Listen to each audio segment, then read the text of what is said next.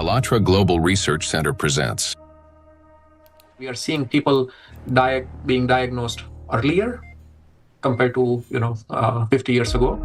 We are seeing people being diagnosed with more aggressive disease of various kinds. And we are seeing people having worse outcome compared to what they used to. And this is despite of all the advancement we have been able to make in the medical science in general. Do we expect the rise in neurodegenerative diseases, disabilities, and so forth? I think we are already seeing that rise. The rise in cancer rates worldwide is absolutely frightening. I think it's very legitimate to call it an epidemic. There's an increased rate of cancer worldwide in children and also in people much younger than I used to see. So what's going on now is that we're having a rise in people getting cancer, children, young adults, and it's probably not due to smoking or alcohol or anything. There seems to be something else, something in the environment that is causing this cancer at an alarming rate, and it's getting worse. So a very serious problem.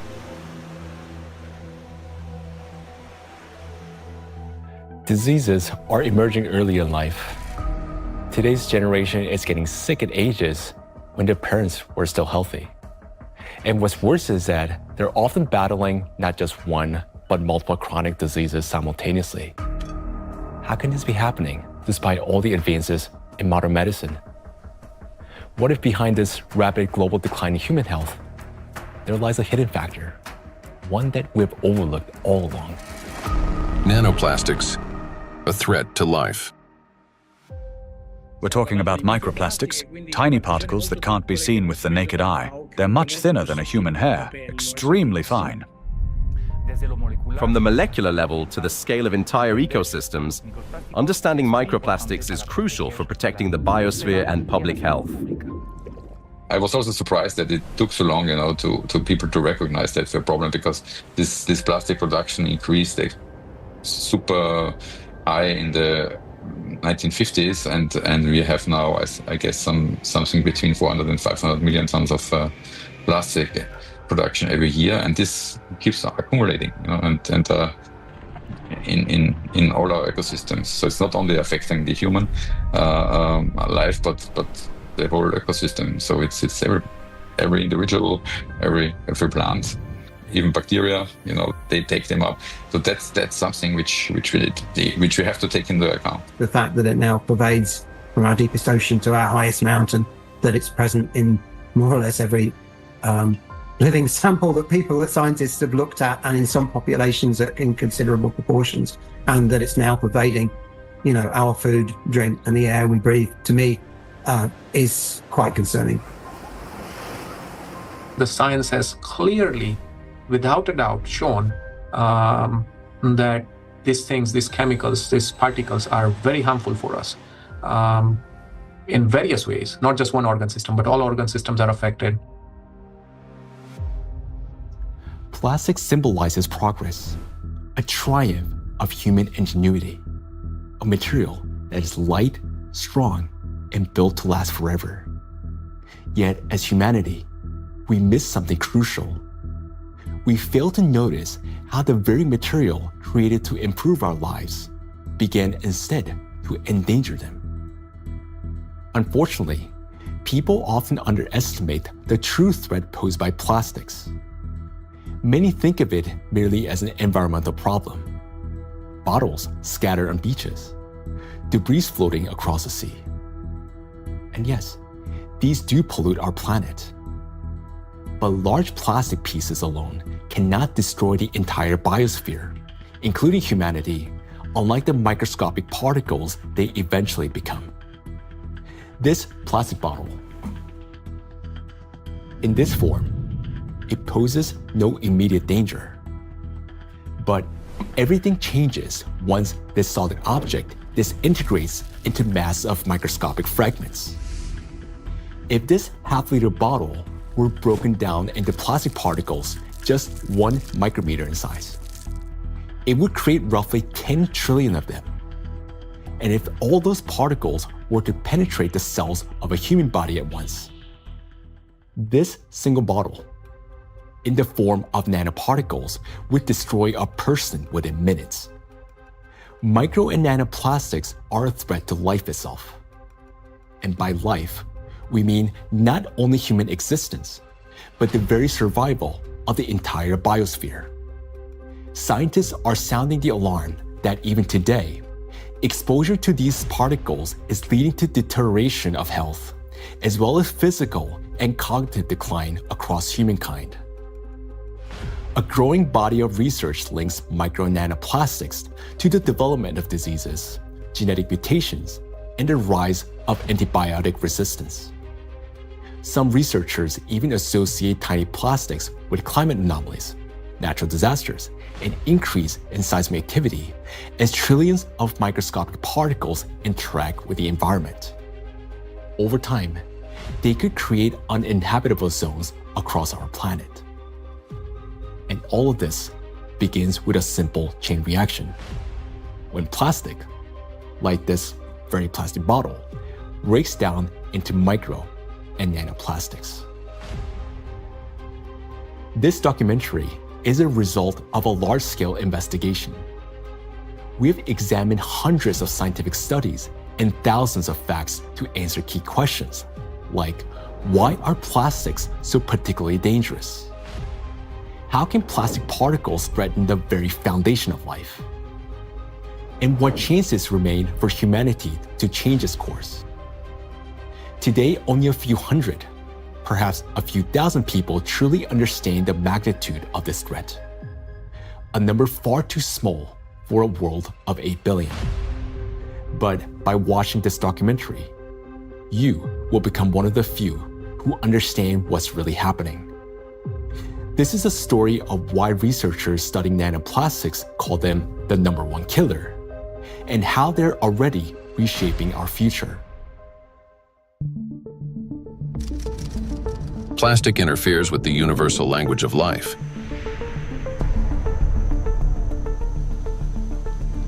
We are living in an era when life on Earth is disappearing faster than ever since the age of the dinosaurs. Currently, the extinction rate of species is 1,000 times higher than the natural extinction rates, making our time one of the most devastating periods in all of history in terms of biodiversity loss. The 6th mass extinction is already underway. The modern world is plunging into a biological collapse, like the ones in the past that wiped out up to 90% of all living creatures on the planet. While past global catastrophes were driven by volcanic eruptions or meteor impacts, today a new factor has joined these forces of nature. An invisible enemy created by humans, capable of destroying all life. Plastics are everywhere.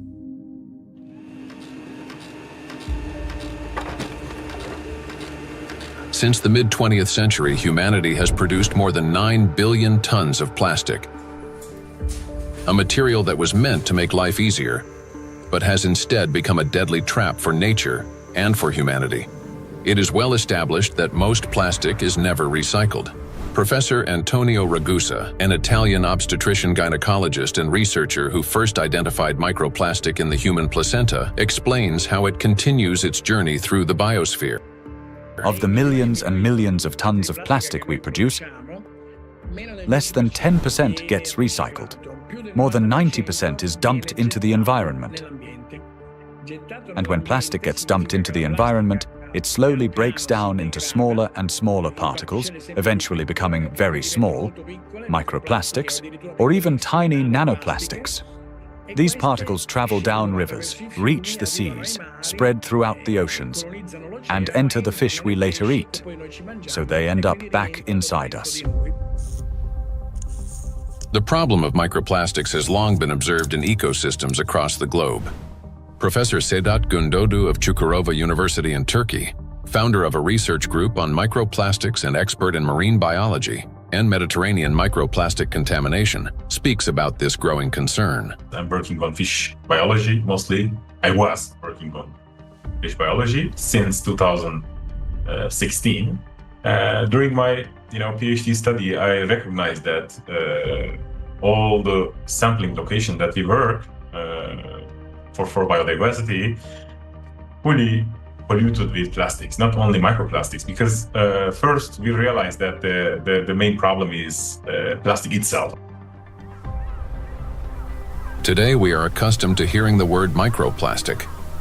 But there was a time when this term simply didn't exist. Professor Richard Thompson is a marine biologist at the University of Plymouth, director of the Marine Institute, officer of the Order of the British Empire, and fellow of the Royal Society.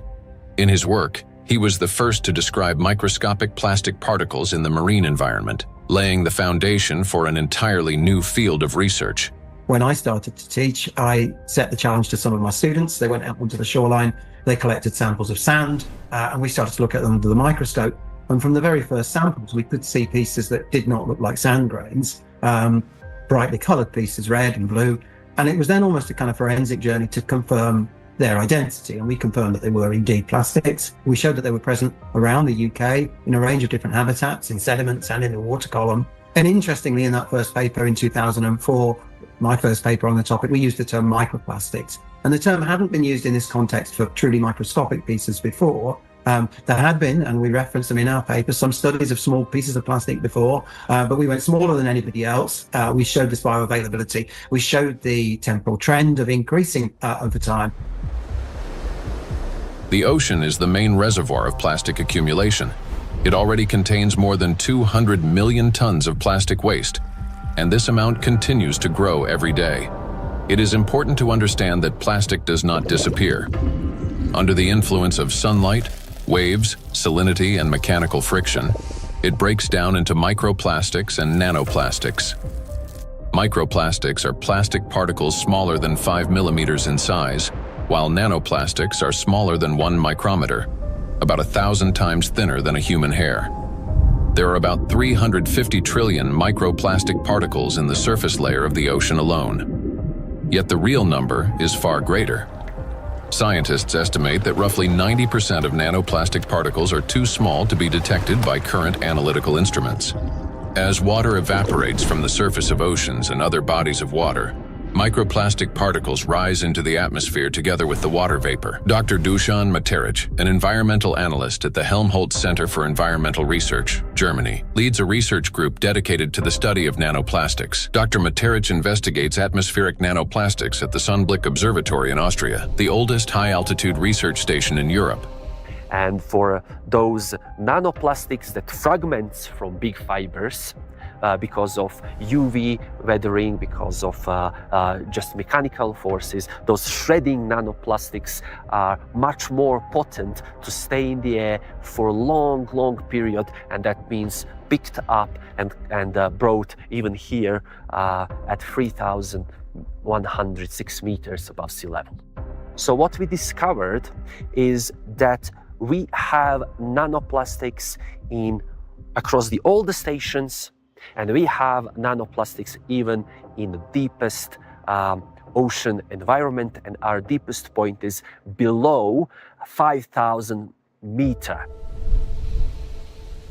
Micro and nanoparticles in the atmosphere can travel thousands of kilometers, crossing from one continent to another.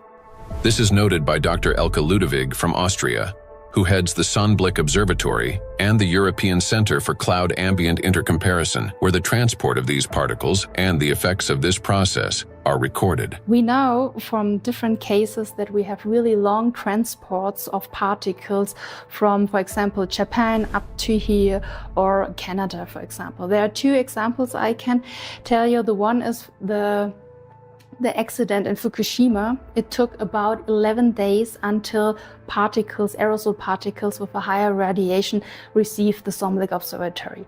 Another example was in 2025, on the 9th of June, there was a kind of transport, an air mass from Canada received the station here. We could see it in the sky. Of course, we could see it in our data that we had higher aerosol concentration, but the really impressive moment was, and that's why it's also important to have stuff up here, we could really smell the burn in the air. And this lasts for the whole day.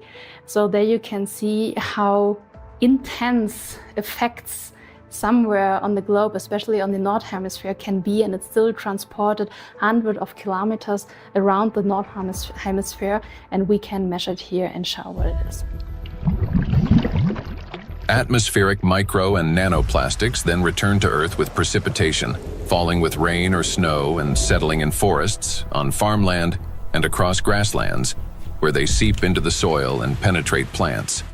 This is happening all over the planet, in both the northern and southern hemispheres.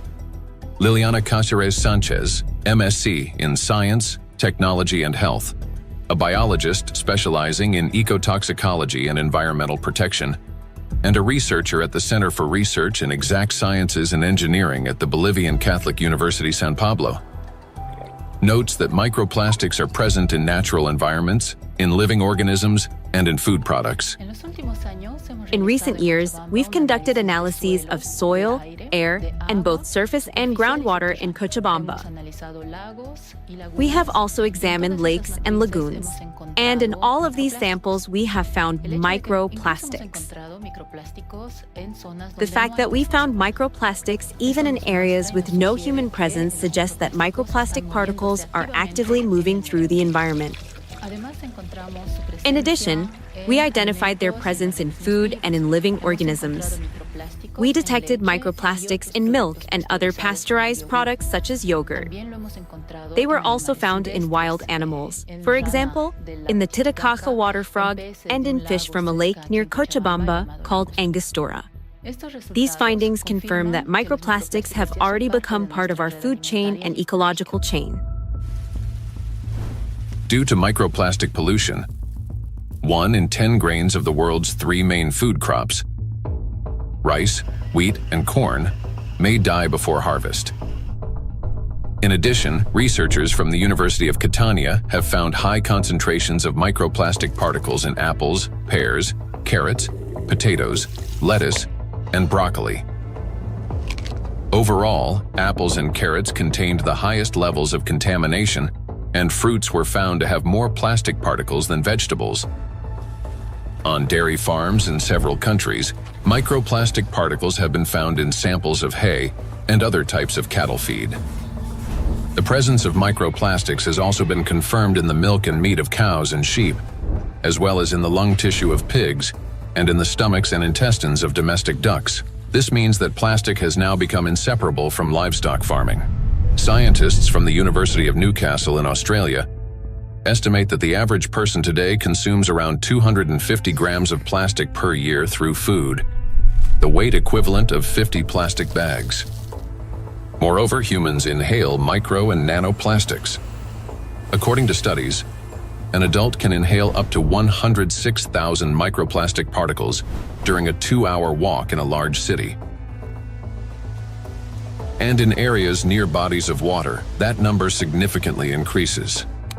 We encounter micro and nanoplastic every day when we brush our teeth, take a shower, eat, run errands, go for a walk, wear our clothes, use household appliances, or take medications, and when we are working on a computer, riding public transport, drinking coffee on the go, shopping in a supermarket, or relaxing outdoors. Micro and nanoplastics are everywhere, and we barely notice how deeply these particles have become embedded in our everyday lives today. There are 3 ways plastic gets into the body: through inhalation, through the skin, and through food. And what happens next? It enters the bloodstream. Until fairly recently, about 15 years ago, people thought plastic was inert. And in fact, if you look at these plastic pellets, not microplastics but larger macroplastics, even if you put them in water, they just sit there quietly. It seems like they don't interfere much with the environment. But once they break down into micro and nanoplastics, they get into the human body through those 3 pathways, enter the bloodstream, and from there reach all the parenchymal tissues, that is, the organs, kidneys, liver, heart, arteries, veins, placenta, breast milk. Micro and nanoplastics have already become an inseparable part of the human body. They accumulate in the tissues of the intestines, heart muscles, and in the endocrine and reproductive organs, disrupting their functions. There isn't a single place in the human body they cannot penetrate. Studies show that the highest concentrations of nanoplastic have been found precisely in human brain tissue. Professor Lucas Kenner, a pathologist cancer researcher, director of the Christian Doppler Laboratory for Applied Metabolomics, and scientific director of the Micro-1 project studying microplastic and its effects on health, explains how micro and nanoplastic particles can evade the body's defense mechanisms and reach the brain within just a few hours. And we found out that particles which are in the bloodstream and cover themselves with cholesterol molecules, they easily can enter the blood-brain barrier, which is a very strict body barrier and protects the brain from toxic outside or even therapeutic substances. So it's, that's difficult, for instance, to treat brain tumors because the blood-brain barrier is so strict also for medications. But particles can enter quickly because they cover themselves with molecules will help them enter the blood-brain barrier. And this is for me, it was really very striking to see that, that these particles in 2 hours after we give them an oral lavage, they're already in the brain. Scientists at the University of New Mexico have found that in every gram of brain tissue in middle-aged individuals, there are about 4,900 micrograms of plastic. This means that today, around 0.5% of the human brain is composed of plastic. Simple calculations show that the human brain contains on average around 7 grams of plastic, roughly the weight of a plastic teaspoon. And such a teaspoon is already inside the human head. It is well known that micro and nanoplastics are dangerous because of toxic chemical additives they contain, such as phthalates and bisphenols. Treating diseases associated with just 3 chemicals of the most toxic additives found in plastics costs humanity $1.5 trillion a year. But this is only the tip of the iceberg, as overall more than 16,000 chemical compounds are used in the production of various types of plastics, each carrying its own potential risks to human health. Yet there is another factor, one far more dangerous and still vastly underestimated, in how nanoplastics affect the human body. It is precisely this factor that allows nanoplastics to easily penetrate the body's protective barriers, and once inside, they are virtually impossible to remove. The destructive impact of plastics at the chemical level has already been examined in another documentary, A Trap for Humanity, part of which focused on the toxic additives in plastics and their devastating effects for human health. Now, the dangers from chemicals are, of course, the most visible and widely discussed part of the problem. But as our investigation continued, we realized that the true danger of plastics lie beyond the chemistry, extending much deeper into the realm of physics. To understand why plastic particles are so dangerous, we must first understand their unique physical properties. Unique properties of plastic. At the micro and nanoscale, plastic particles acquire new physicochemical properties. They can retain surface charge for longer periods and interact with electrostatic fields and other molecules. In this sense, micro and nanoplastics can be compared to an electret, a material that accumulates static electricity and holds it for an extended time. Moreover, plastic particles not only retain an electrostatic charge, but can also recharge it. This occurs through the triboelectric effect. That is, when plastic comes into contact with or rubs against other surfaces, including fabrics, cells, and liquids. In other words, plastic particles can recharge themselves, restoring their electrostatic charge again and again. To understand how the properties of plastic differ from those of other materials, we conducted a simple experiment. Here, inside transparent plastic cups, we suspended several objects made of different materials: a metal needle, a wooden matchstick, a copper wire, and a strip of magnesium. Now, while these objects remained motionless when a plastic rod was brought close, everything changed dramatically when we rubbed the plastic rod against the wall. That is, all the suspended objects began swinging and moved toward the rod. So, what caused this reaction? The answer lies in the electrostatic charge that formed on the plastic surface. For example, a wooden rod, unlike plastic, cannot hold such a charge. even after rubbing it with wool. The material caused no movement. The same was true for metal scissors, which showed no effect until the material touched a magnet. Only then did the metal needle respond. So this experiment clearly shows how material responds differently to electric and magnetic fields. Now, plastic stands out among other materials because it can not only accumulate, but also retain electrostatic charge for a prolonged period. This is distinct from wood, which quickly dissipates charge because of its moisture content, and therefore has little effect on other nearby objects. It's a dielectric material. Metals, on the other hand, do not hold charge but quickly redistributes it across their surface. They're conductors. Magnets, meanwhile, create magnetic rather than electric fields and thus cannot attract electrically neutral objects in the way a charged plastic can. So this is what makes electrostatically charged plastic so dangerous. It is an invisible force capable of changing everything around it. Once charged, plastic can attract even neutral particles, disrupting many natural physical processes. And as plastics breaks down into smaller fragments, micro and nanoplastics, it doesn't lose its properties. In fact, the impact of plastic on the environment and living organisms only intensifies as the particles become smaller.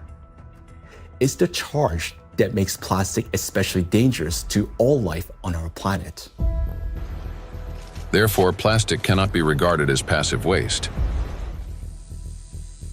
It is an active, electrically charged material capable of interacting with nearly all substances on Earth, from atmospheric particles to living cells. The smaller the plastic particle, the more active it becomes, and the more dangerous its impact. If you view a microplastic particle and it's 5 millimeters in diameter, and you break it down to a nanoplastic particle, which is 1 micrometer in size, you generate from one particle 125 billion particles, which is the number of galaxies we have in the universe. And the surface of these particles is 5,000 times larger than the 5 millimeter particle. So this just exemplifies how big an issue the breakdown of those plastic particles in even and all the time smaller particles. And these particles have maybe total different properties than the large 5 millimeter particles. So you not only change the size, but also the surface and the properties of the particles. Nanoplastic has an enormous surface area compared to its mass. It's like a tiny grain with the surface area of a football field. This is called a high specific surface area. The larger the surface, the greater the particle's ability to accumulate and retain electrostatic charge, and the more active sites it contains that bind proteins, metal ions, lipids, and other molecules from the surrounding environment can attach. To understand how dangerous these tiny charged particles are, let's run a simple mental experiment. For example, we have an ordinary 1.5 volt battery. If we divide it into 125 billion tiny batteries, and suppose each of them still had the same power output of 1.5 volts, their aggregate power would equal 187.5 billion volts. Imagine how much greater the voltage will become. Similar things happen with plastic.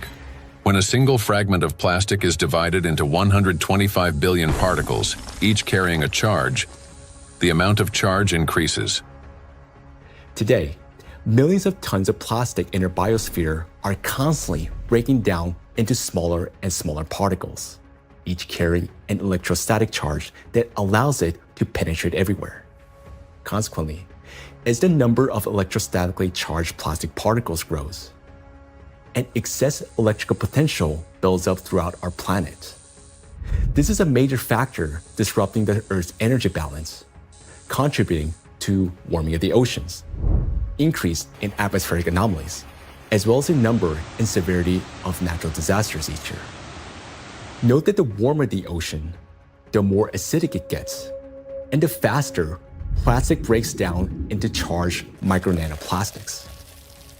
This in turn leads to greater buildup of energy on our planet, amplifying all these processes in a self-reinforcing chain reaction. In addition, the smaller the particle, the more easily it penetrates the protective barrier of living organisms, including humans, triggering various chronic diseases and killing millions of people. We'll explore all of this in detail. In other words, plastic fragmentation does not make it safer. On the contrary, it transforms it into nanoparticles that readily penetrate living organisms.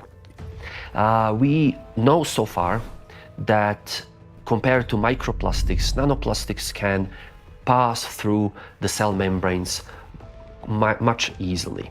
That means that they can go to our bloodstream, not just us animals as well, and they can be carried to certain organs deposited there, hard to be excreted back and things like that. This is why nanoplastic is far more dangerous than microplastic, as its capacity to accumulate electrostatic charge is significantly greater. Due to their electrolyte behavior and small size, plastics do not remain inert particles. They become charged and transform into trillions of micro and nano killers. It is through this charge that tiny plastics can penetrate deep into the living tissues and even destroy them. Today, these particles are everywhere, and they're already interfering with the delicate electrical processes in nature.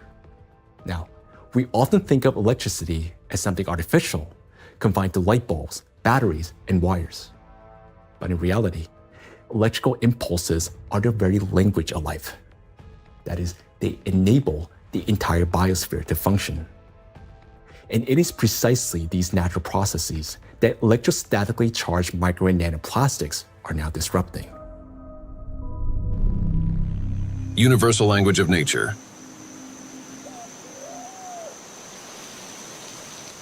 The universal language of nature is invisible, yet it is what connects all living beings into a single whole.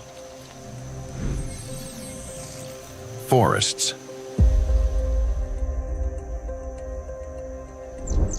In forests, tree roots are linked with fungal networks, forming a complex and interconnected system beneath the soil that scientists call the wood wide web. This network not only distributes water and nutrients, but also enables plants to exchange information. Plants communicate in two major ways: chemically, by releasing specific molecules, and electrically, by sending electrical signals similar to nerve impulses in animals and humans. For example, when insects attack, a tree generates an electrical signal that triggers defensive responses. This signal can travel through roots into the fungal network, reaching other trees. A similar effect was detected by scientists during a solar eclipse. The bioelectric signals of trees began to synchronize, forming a single impulse. The oldest trees responded first, as if they remembered such events, and were warning the younger ones. Through electrical signals, plants can coordinate their growth, warn each other of danger, adapt collectively to stress, and even store shared memory. It is precisely this finely tuned system that is now being disrupted by micro and nanoplastics. Today, forests have become vast reservoirs of microplastics. Research shows that forests capture microplastic from the atmosphere. As air currents pass through forests, they carry tons of microplastic particles. The forest functions as a massive filter. Tree canopies and leaves literally comb out particles from the air. In the past, this process helped purify the atmosphere from dust and dirt. Today, however, along with these natural particles, micro and nanoplastic are also being trapped. Unlike dust, which can become part of organic matter, plastic does not decompose. It remains in leaves, accumulates in soil, and persists in forest air. Every day, dozens of microplastic particles settle on each square meter of the forest canopy. Scientists estimated the annual deposition of microplastics in forest soils and showed that it correlates with the scale of plastic production in Europe. Assuming that atmospheric fallout is the primary source, they concluded that roughly 400,000 microplastic particles per square meter could accumulate in forest soil over a 70-year period. Charged particles distort bioelectrical signals and deprive forests of their ability to adapt and survive. Negatively charged nanoparticles penetrate plant roots more easily, disrupting nutrient absorption. As a result, growth slows down and root formation is impaired. In addition, electrostatically charged micro and nanoparticles of plastic adhere to leaves and penetrate plant cells, impairing photosynthesis. They damage chloroplasts, the energy centers of plant cells, the analog of mitochondria in animal and human cells. Prolonged exposure to micro and nanoplastics reduces the ability of plants to produce oxygen. Some of the world's forests, such as the eastern forests of the Amazon, are already emitting more carbon dioxide than they produce oxygen. Animals. Micro and nanoplastics can penetrate the brains of animals. Electrostatically charged plastic particles damage brain cells and disrupt the transmission of nerve impulses. This causes malfunctions in the nervous system, from reduced vision, hearing, and smell to impaired motor coordination. As a result, animals struggle to navigate, find food, avoid danger, and to communicate with one another. And all of this greatly reduces their chances of survival. These effects mirror the early signs of neurodegenerative diseases in humans. According to the Worldwide Fund for Nature, over the past 50 years, the global population of wild animals has declined by nearly 70%. People can't even protect those they've taken responsibility for. Household pets are also poisoned by micro and nanoplastics. Pet food contains PET, the same plastic used to make bottles. Moreover, microplastic particles have been found in the tissues of cats and dogs. Scientists analyzed tissue samples from 49 animals, 24 cats and 25 dogs, that had died of natural causes and found that more than 70% of them had microplastics present in multiple organs.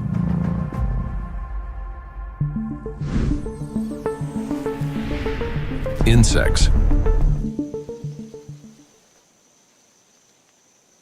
The rate of insect extinction is 8 times higher than that of mammals, birds, or reptiles.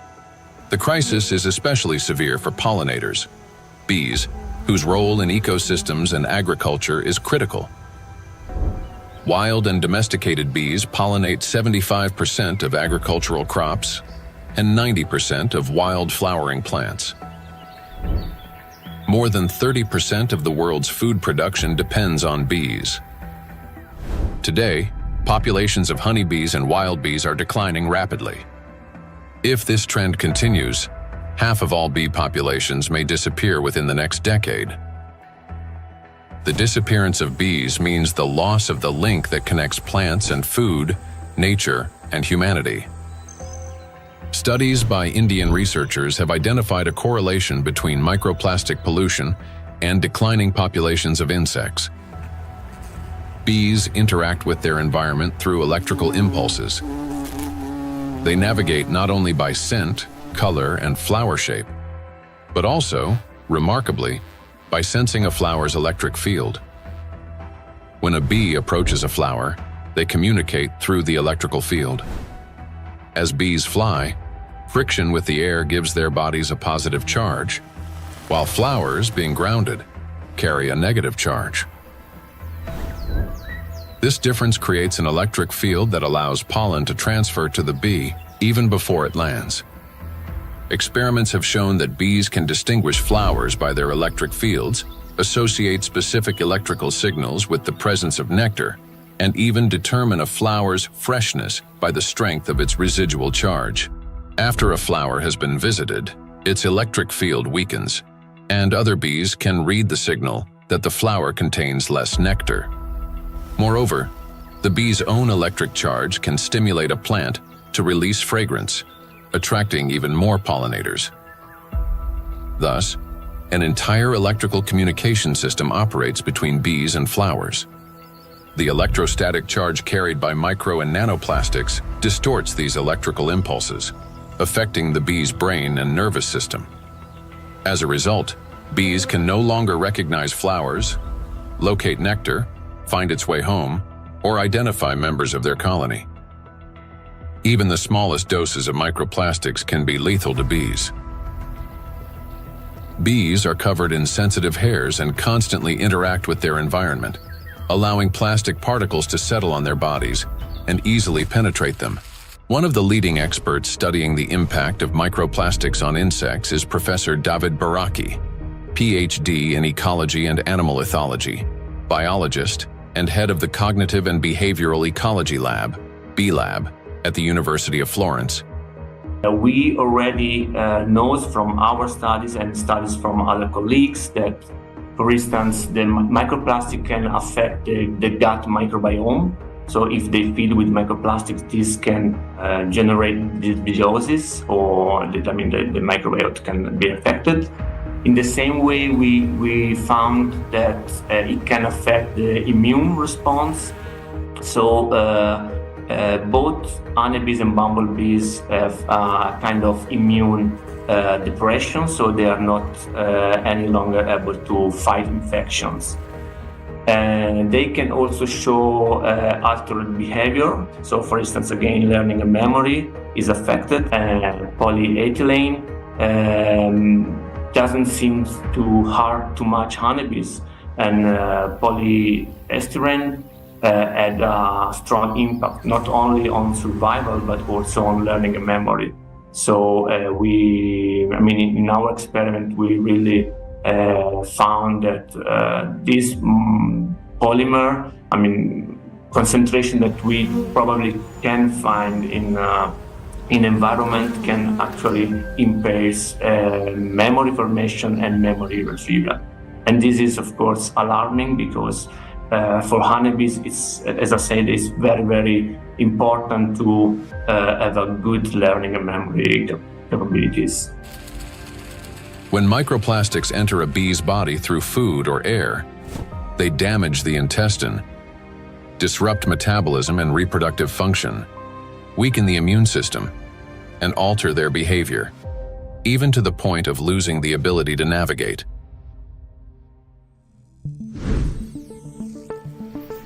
Birds.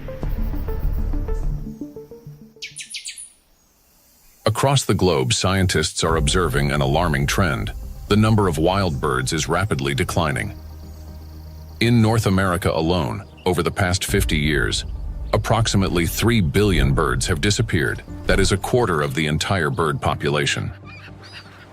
Electrical signals play as vital a role in the lives of birds as they do throughout the entire biosphere.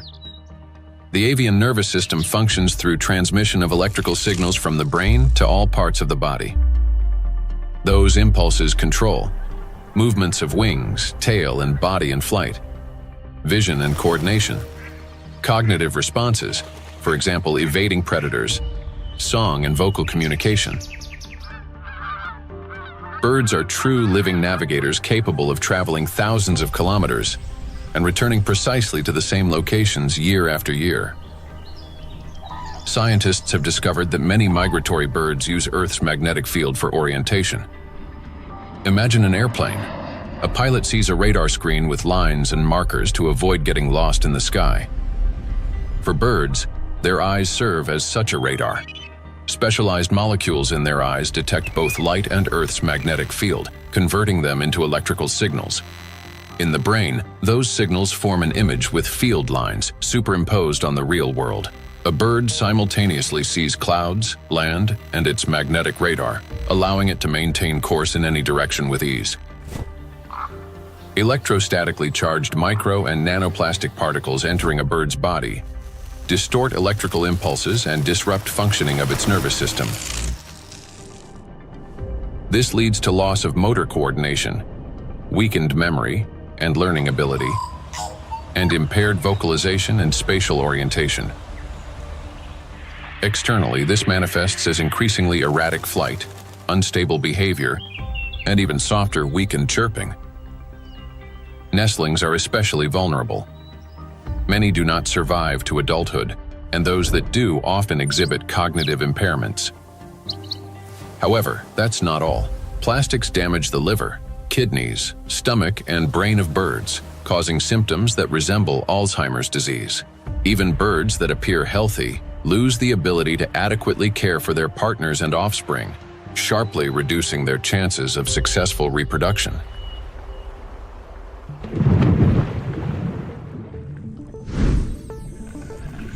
Marine life.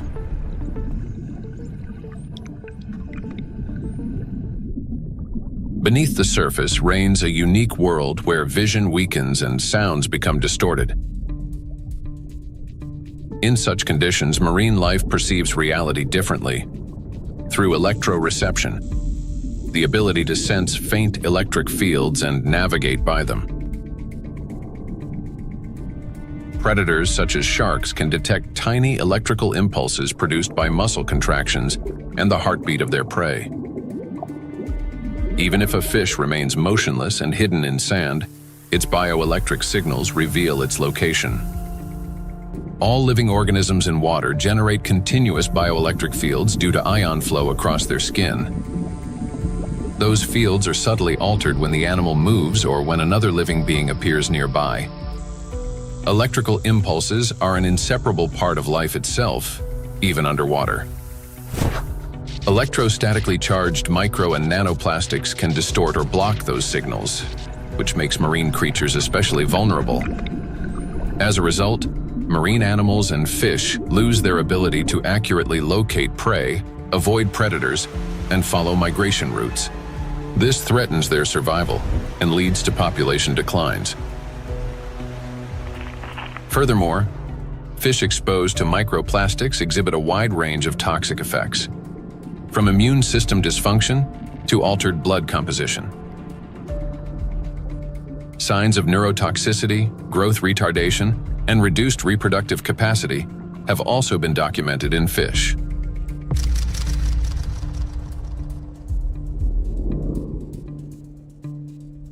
All processes in the biosphere rely on extremely subtle electrical impulses.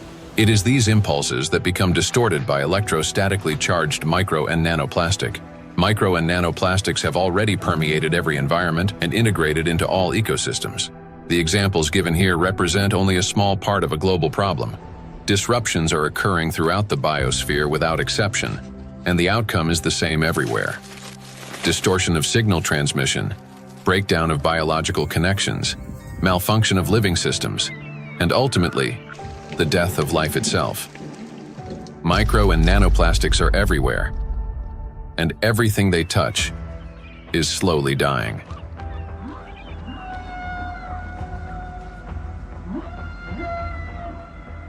Charged micro and nanoplastics disturb the natural biological impulses that form the very foundation of life. Gradually, they erode the mechanisms that allow the biospheres to exist and interact. This decay begins from within, slowly, almost imperceptibly, yet inevitably. Even what appears healthy and alive today is already contaminated by micro nanoplastics. Today, so many of these particles have already accumulated on our planet that they will be enough to destroy the entire biosphere several times over. And their numbers continue to grow each day.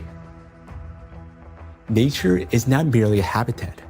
It's our breath, our nourishment, and our protection.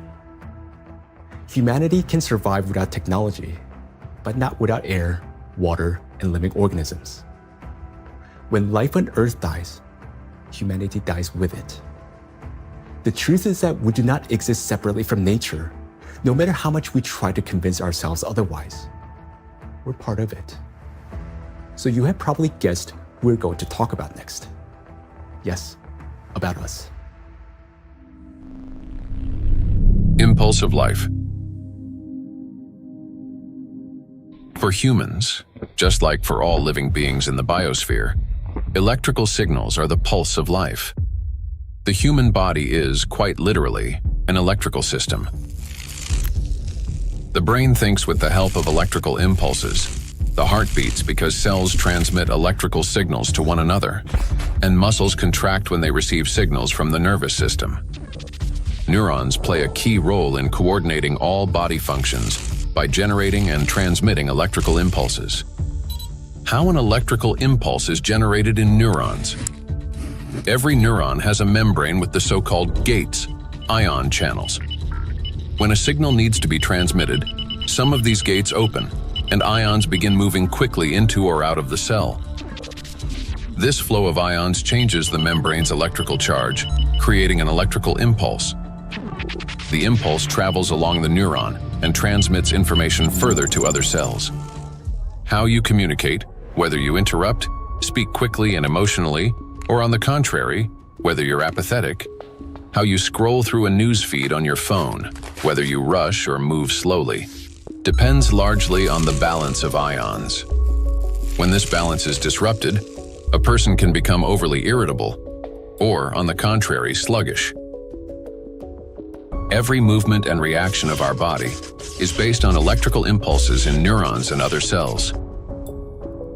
For example, if you accidentally touch a hot object, nerve fibers instantly transmit a signal to the brain, which commands the muscles. Pull your hand away. Without electrical impulses, the body wouldn't be able to maintain a stable internal state, homeostasis. Even the immune system cannot function without electrical impulses.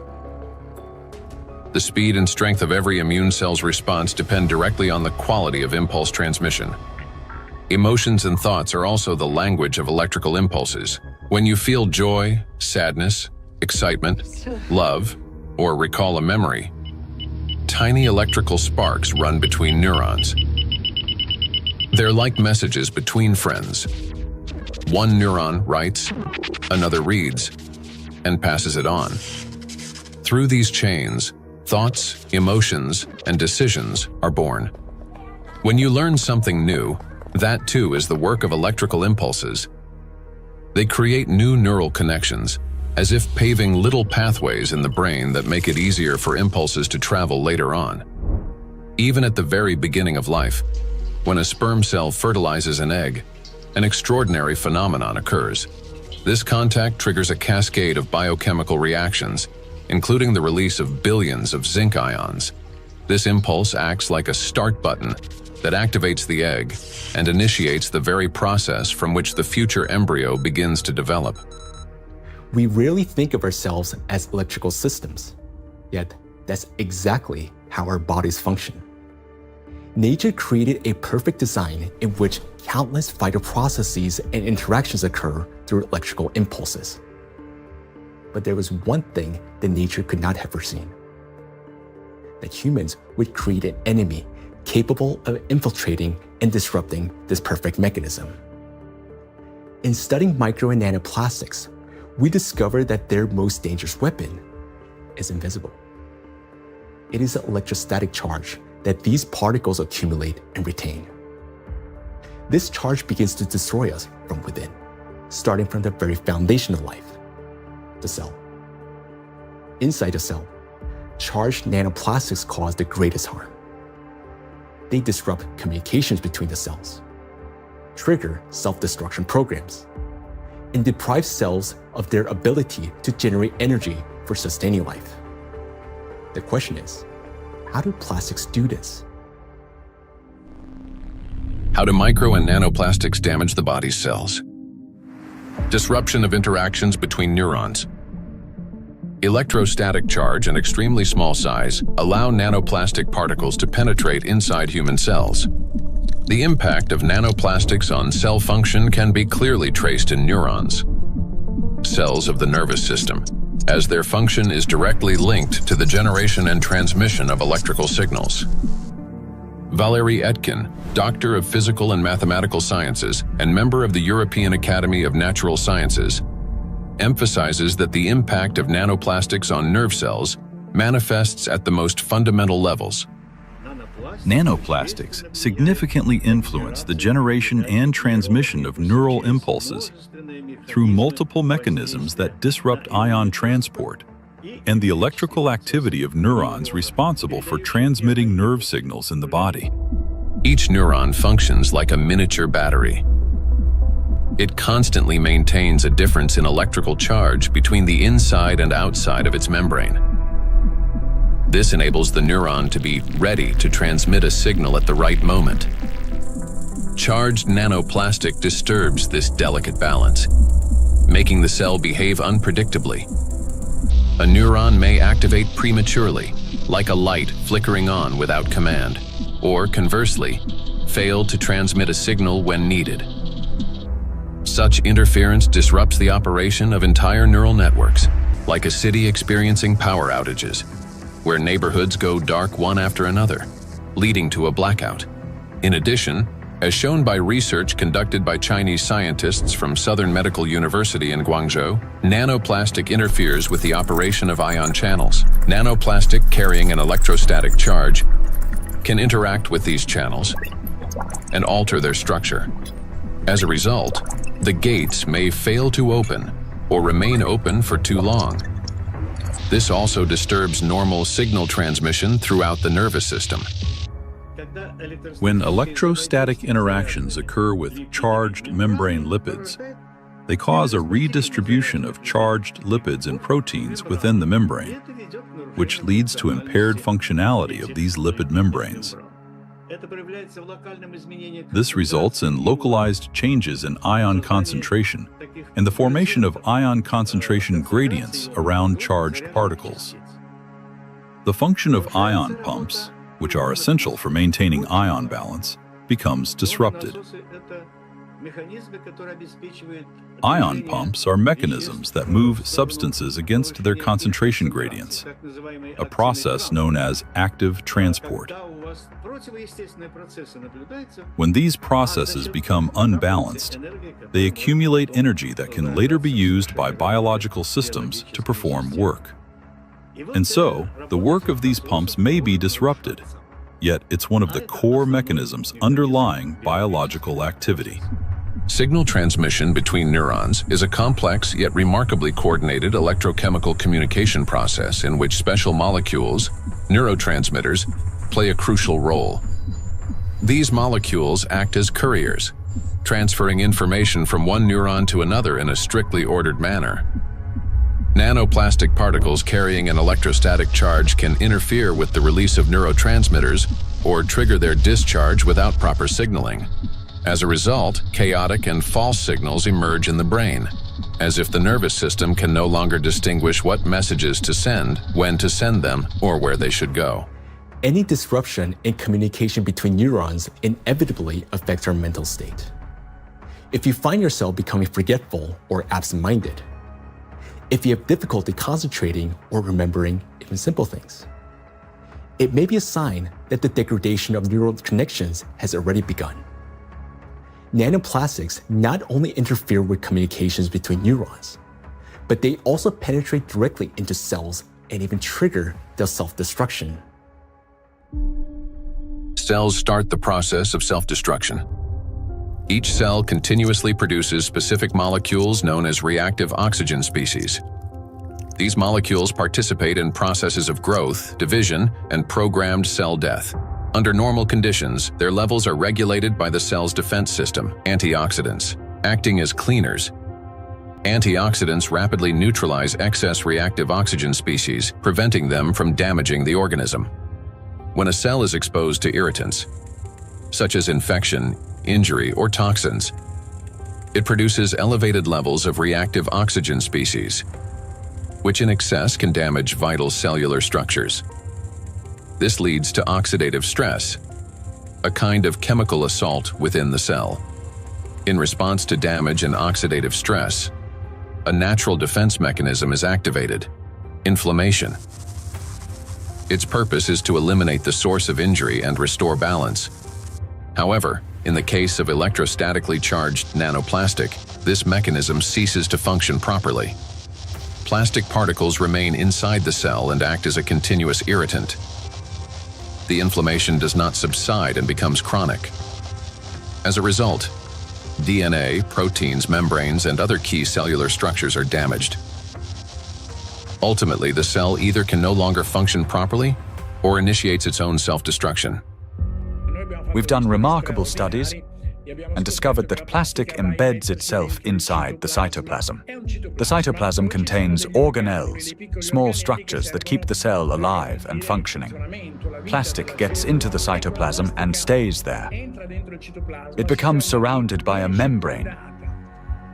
Similar to the cell membrane, the cell isolates it because it wants to destroy it. And it starts producing enzymes and other substances the cell normally uses when it's invaded by microbes, viruses, bacteria, or antigens. But unlike those natural invaders, plastic is indestructible, as we said. So the cell is essentially subjected to chronic stress, and eventually it becomes diseased.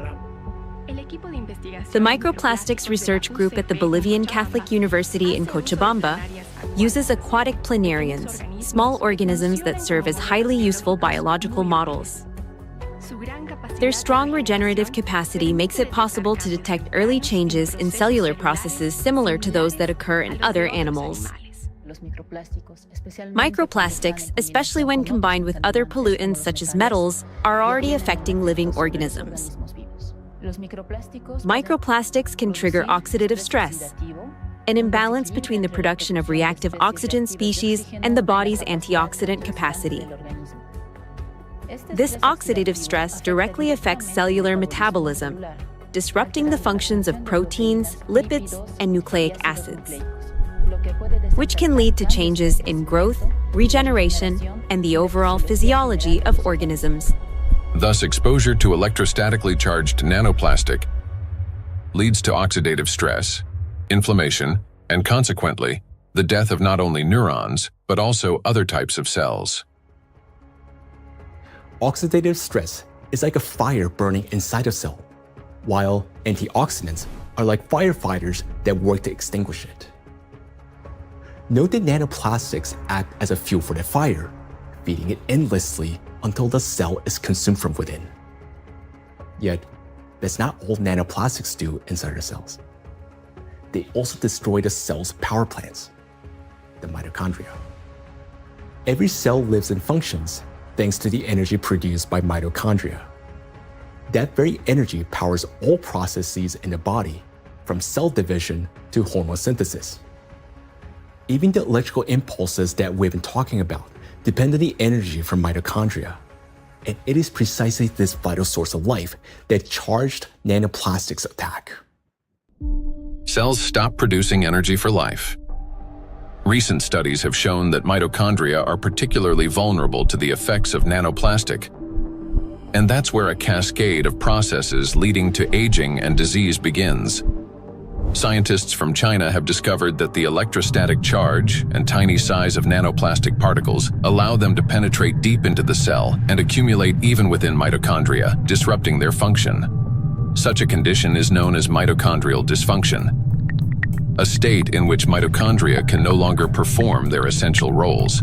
For comparison, a mitochondrion is approximately the size of a bacterium, while a nanoplastic particle is dozens of times smaller. Dr. Jeffrey Long, a radiation oncologist with many years of clinical experience and an expert on environmental exposures and their impact on human health, explains the destructive intracellular processes triggered by nanoplastic. They can get into the cell and they can damage the critical parts of the cell, particularly mitochondria. Mitochondria in each cell in the human body is sort of the energy machine. It produces the raw stuff that provides energy to the entire rest of the cell. And it is frightening to understand, and increasingly so with increasing scientific studies, that nanoparticles nanoplastics, as they get in, are actually damaging the mitochondria, that energy-producing part of the cell. They're also damaging the part of the cell involved in division and reproduction called DNA. And certainly they can affect other molecules and proteins within the cell. Mitochondria are the cell's energy and signaling center. They regulate metabolism, control cell growth and division, protect against oxidative stress, modulate inflammation and immune responses, and trigger programmed cell death. One of their key functions is cellular respiration, the process by which energy is produced. Energy in the human body is generated as follows. First, proteins, fats, and carbohydrates from food are broken down into simple molecules. These molecules then enter the mitochondria, where electrons are extracted from them. The electrons move along a specialized chain of proteins, much like an electric current passing through wires. This electron flow drives the mitochondrial energy machinery, resulting in the production of ATP, the universal fuel that powers all organs and tissues. A single mitochondrion can produce up to 10 million molecules of ATP per day. However, electrostatically charged nanoplastic interferes with this delicate process. Its particles disrupt movement of electrons and reduce the efficiency of ATP synthesis. It is similar to a power plant where the wiring begins to short circuit. The generator falters, energy output drops, and the entire system starts to fail more quickly. Mitochondria have their own DNA, a set of instructions for energy production. Without it, mitochondria cannot generate energy, and the cell gradually loses its power source and begins to deteriorate.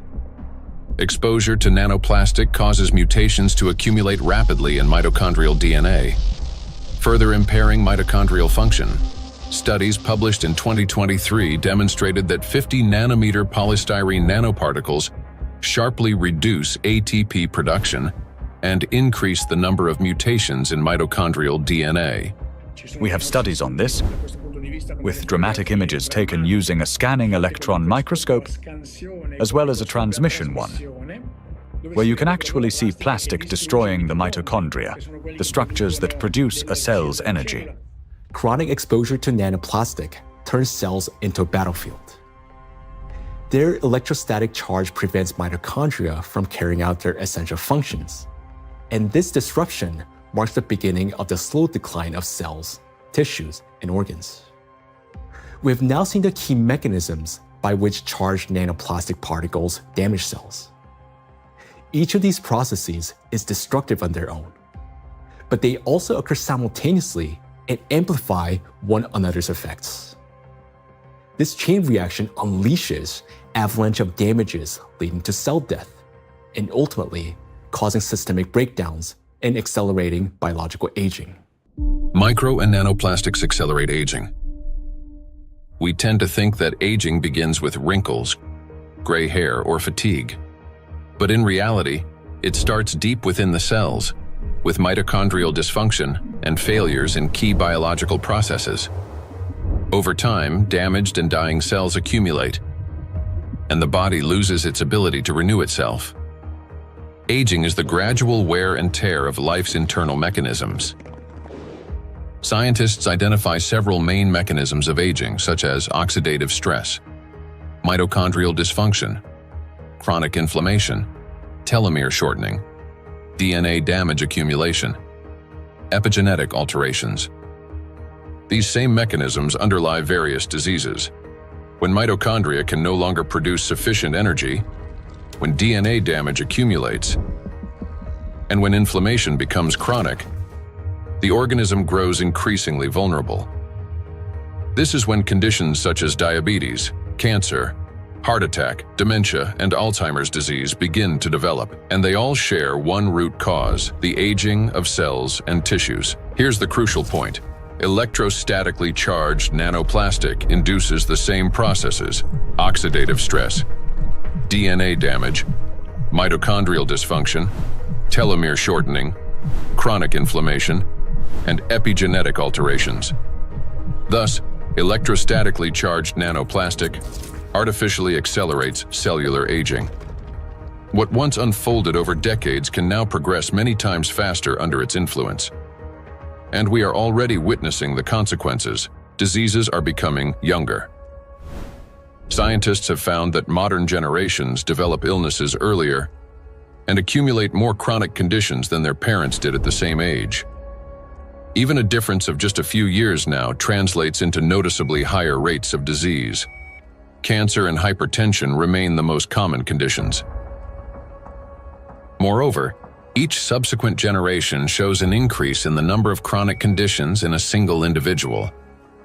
Diseases once considered age-related are increasingly found in young people. Notably, this trend coincides with the growing plastic pollution of the environment. As a result of exposure to electrostatically charged nanoplastic, the biological cell age of people in their 20s or 30s may already correspond to that of a 50 to 60-year-old person. So very frightening how widespread nanoplastics are everywhere. Probably each and every one of our cells, even to you talking and among the audience listening, probably all of our cells have at least some nanoplastics. So let's summarize. Aging is a gradual breakdown of the cells in our bodies.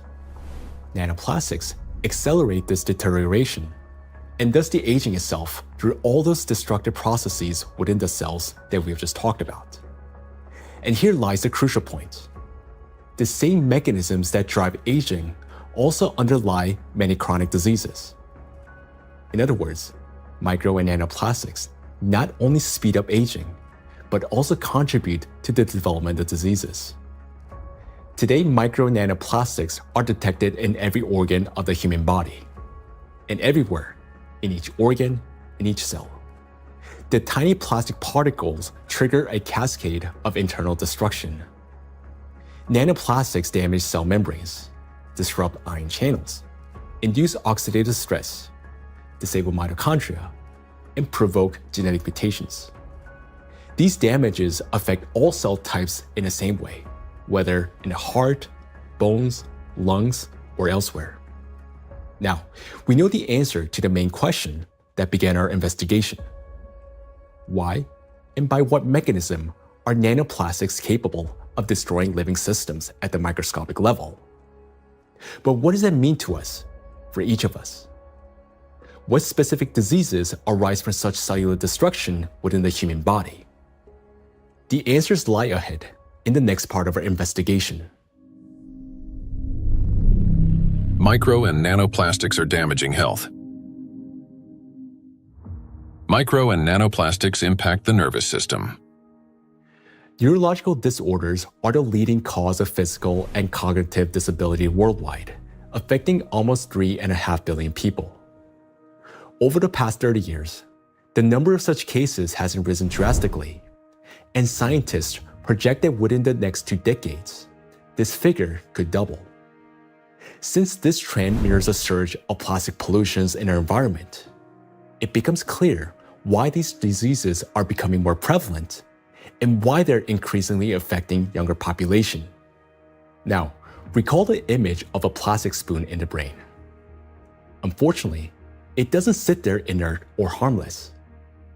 Electrostatically charged plastic particles attack neurons, the brain cells that are responsible for most of our thoughts and movements.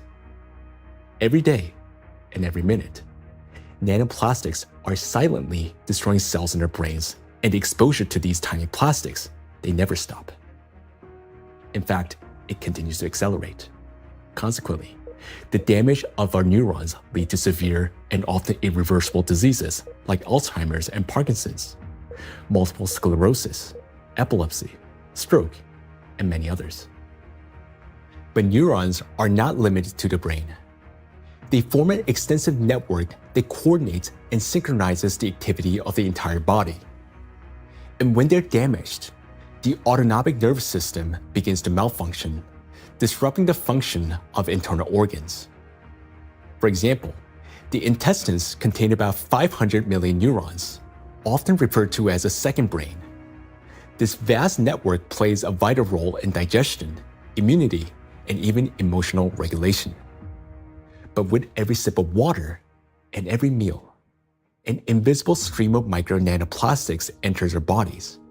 And unfortunately, most of these particles settle and accumulate in the intestines. Micro and nanoplastics destroy intestinal barriers.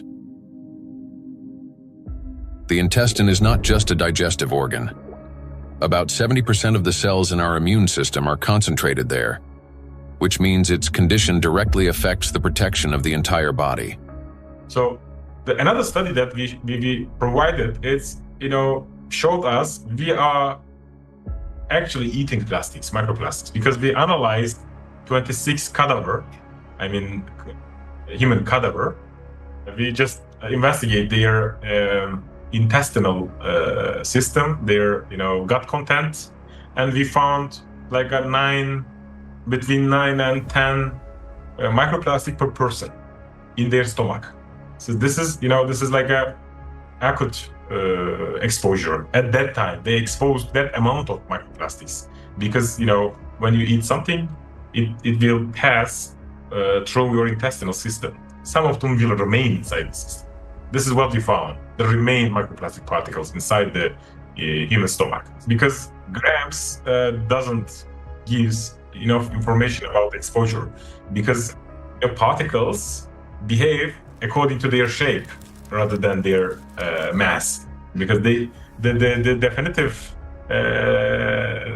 transportation feature of plastics or particles is size, because all the human barriers, the gut barrier, intestinal blood barrier, they are selective for size and the type. If they smaller than certain size, like 100 micron, they can pass through through intestinal system to the blood system. The intestinal barrier works like a filter. It allows useful substances, vitamins, nutrients, to pass through and blocks harmful ones, toxins, microbes, and foreign particles. But this entire well-coordinated system is destroyed by electrostatically charged micro and nanoplastics. It damages the cells lining the intestinal walls and weakens the tight junctions between them, making the intestinal barrier more permeable. Microbes, toxins, and plastic particles begin to penetrate the bloodstream from the intestine. In response, the immune system triggers inflammation. The intestine is also the body's second brain. Its walls contain about 500 million neurons that are directly connected to the central nervous system. This connection is called the gut-brain axis. The gut and the brain are connected through the vagus nerve. It is like a direct phone line through which they constantly exchange messages. The brain gives commands to the intestines on what to do, and the intestine informs the brain about their condition. A key role in this communication is played by the microbiota, 100 trillion beneficial bacteria. They produce substances capable of both calming and irritating the nerve endings in the intestinal wall, including those of the vagus nerve. Charged micro and nanoplastics disrupt the balance of gut microbiota. Beneficial microorganisms die, while pathogenic ones begin to multiply actively. When this happens, the communication between the gut and the brain becomes distorted. When nanoplastics enter the intestine, it triggers a vicious cycle of destruction. The damage that begins in the intestine leads to systemic malfunctions throughout the body. The digestive, immune, nervous, and endocrine systems all suffer. This accelerates the body's aging process and increases the risk of serious diseases such as irritable bowel syndrome and inflammatory bowel diseases, allergies and autoimmune diseases, depression, anxiety and cognitive disorders, obesity and diabetes, cardiovascular diseases, neurodegenerative diseases, such as Alzheimer's and Parkinson's. Micro and nanoplastics destroy immunity. Researchers from the University Medical Center Utrecht discovered that immune cells exposed to nanoplastic die 3 times faster than those that are not. Such accelerated death of immune cells severely weakens immunity and reduces the body's ability to fight infections. This contributes to the spread of inflammatory reactions throughout the body. Scientists from Zhengzhou University and Henan Cancer Hospital in China have found that nanoplastics penetrate even into the bone marrow and the thymus, the organs where blood and immune cells originate and mature. The bone marrow performs 2 key functions. On the one hand, it is a blood cell factory, where red blood cells, white blood cells, and platelets are formed. On the other, stem cells of the bone marrow play a role in regenerating bones, cartilage, muscles, and fat tissue. The impact of nanoplastics on stem cells means damage to the very foundation of regeneration. First, blood formation worsens. Anemia can develop due to a lack of red blood cells. Immunity decreases due to fewer white blood cells. And the risk of bleeding rises because of platelet deficiency. Second, Damage to bone cells makes bones more fragile, increasing the risk of fractures and slowing their recovery. Nanoplastics not only destroy the immune system, but through its electrostatic charge, they also create conditions for the reproduction and resilience of pathogens.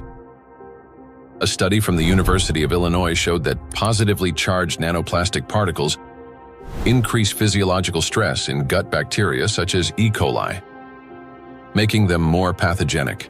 The electrostatic charge plays the decisive role here. It is what increases the pathogenicity of microorganisms. At the same time, nanoplastic particles without electrostatic charge did not cause physiological stress in bacteria, and their danger to humans did not increase.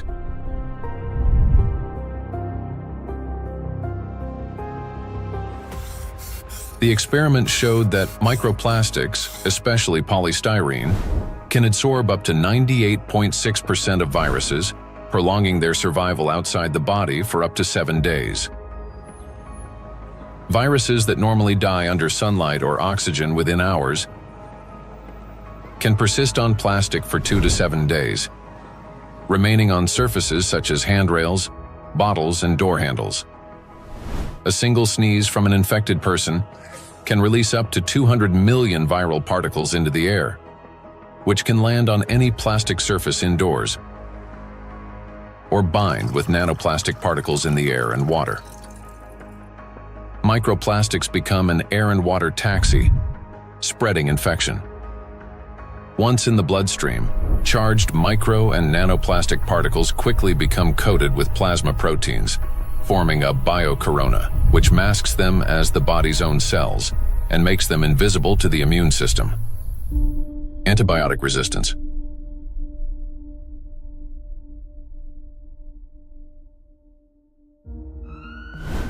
In 2019, antimicrobial resistance was directly responsible for more than 1 million deaths, with nearly 5 million additional deaths linked to related complications.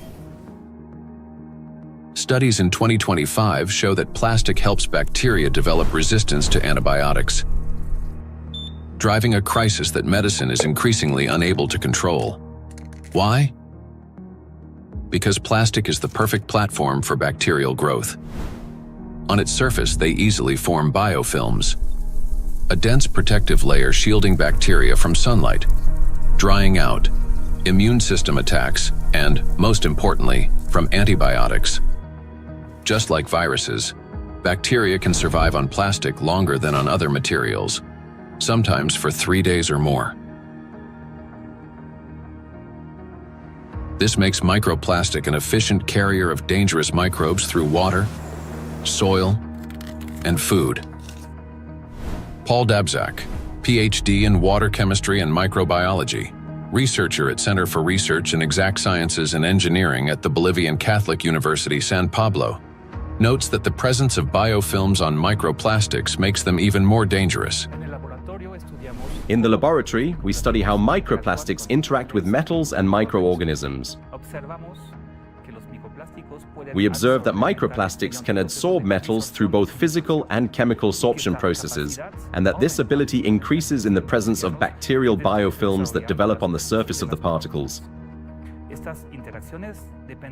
These interactions depend on the type of plastic and the size of the particles, which alters their electrostatic charges. This causes microplastics to act like a magnet, attracting even more contaminants to their surfaces. In laboratory conditions, researchers from Boston University found that when bacteria come into contact with microplastic, they activate a special metabolic process linked to electron transfer. Simply put, plastic particles can share electrons with bacteria, acting as a kind of power bank for them. This process is called extracellular electron transfer. It gives bacteria extra energy, which first of all, makes them stronger, helps them divide faster, mutate, and build resilient multi-layered biofilms that block antibiotics from penetrating. Secondly, this extra energy directly accelerates antibiotic resistance. What's worse, even after plastic was removed from the experiment, bacteria retained their new properties. They mutated, became more resistant, and continued forming strong biofilms on other surfaces, even without plastic support. This means plastics may accelerate the rise and spread of the so-called superbacteria that are resistant to drug treatment. According to WHO estimates, by 2050, antimicrobial resistance will claim 10 million lives every year. Meanwhile, new antibiotics are being developed far more slowly than bacteria evolve. So think about this. Charged microplastics not only help bacteria to survive, but they also enable them to mutate into superbacteria that are resistant to antibiotics. This discovery reshapes our perspective on plastic pollution because we now understand that the problem is far more alarming than we have previously believed. And each year, the threat of antibiotic resistance is growing. In many countries, standard drugs are already losing their effectiveness, and even common infections are becoming increasingly difficult to treat. If this trend continues, antibiotics could soon become entirely useless. Micro and nanoplastics affect the respiratory system. The inhalation pathway of micro and nanoplastics is especially dangerous because plastic particles carrying an electrostatic charge can reach not only the lungs, but also travel directly into the brain through the olfactory pathway. Chinese researchers have estimated that in just 2 hours outdoors, an adult can inhale up to 106,000 microplastic particles, and a child about 73,000. Given the lower body mass of children, the concentration of inhaled microplastics per kilogram is on average 4 times higher in children than in adults.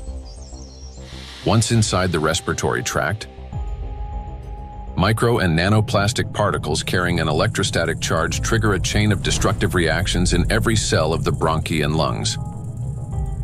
They cause oxidative stress and chronic inflammation, leading to severe consequences such as the onset and worsening of bronchial asthma, progression of chronic obstructive pulmonary disease, pulmonary fibrosis, in which healthy lung tissue is replaced by scar tissue, and an increased risk of malignant tumors of the respiratory tract. In a study conducted in 2021, microplastics were found in 13 out of 20 lung tissue samples.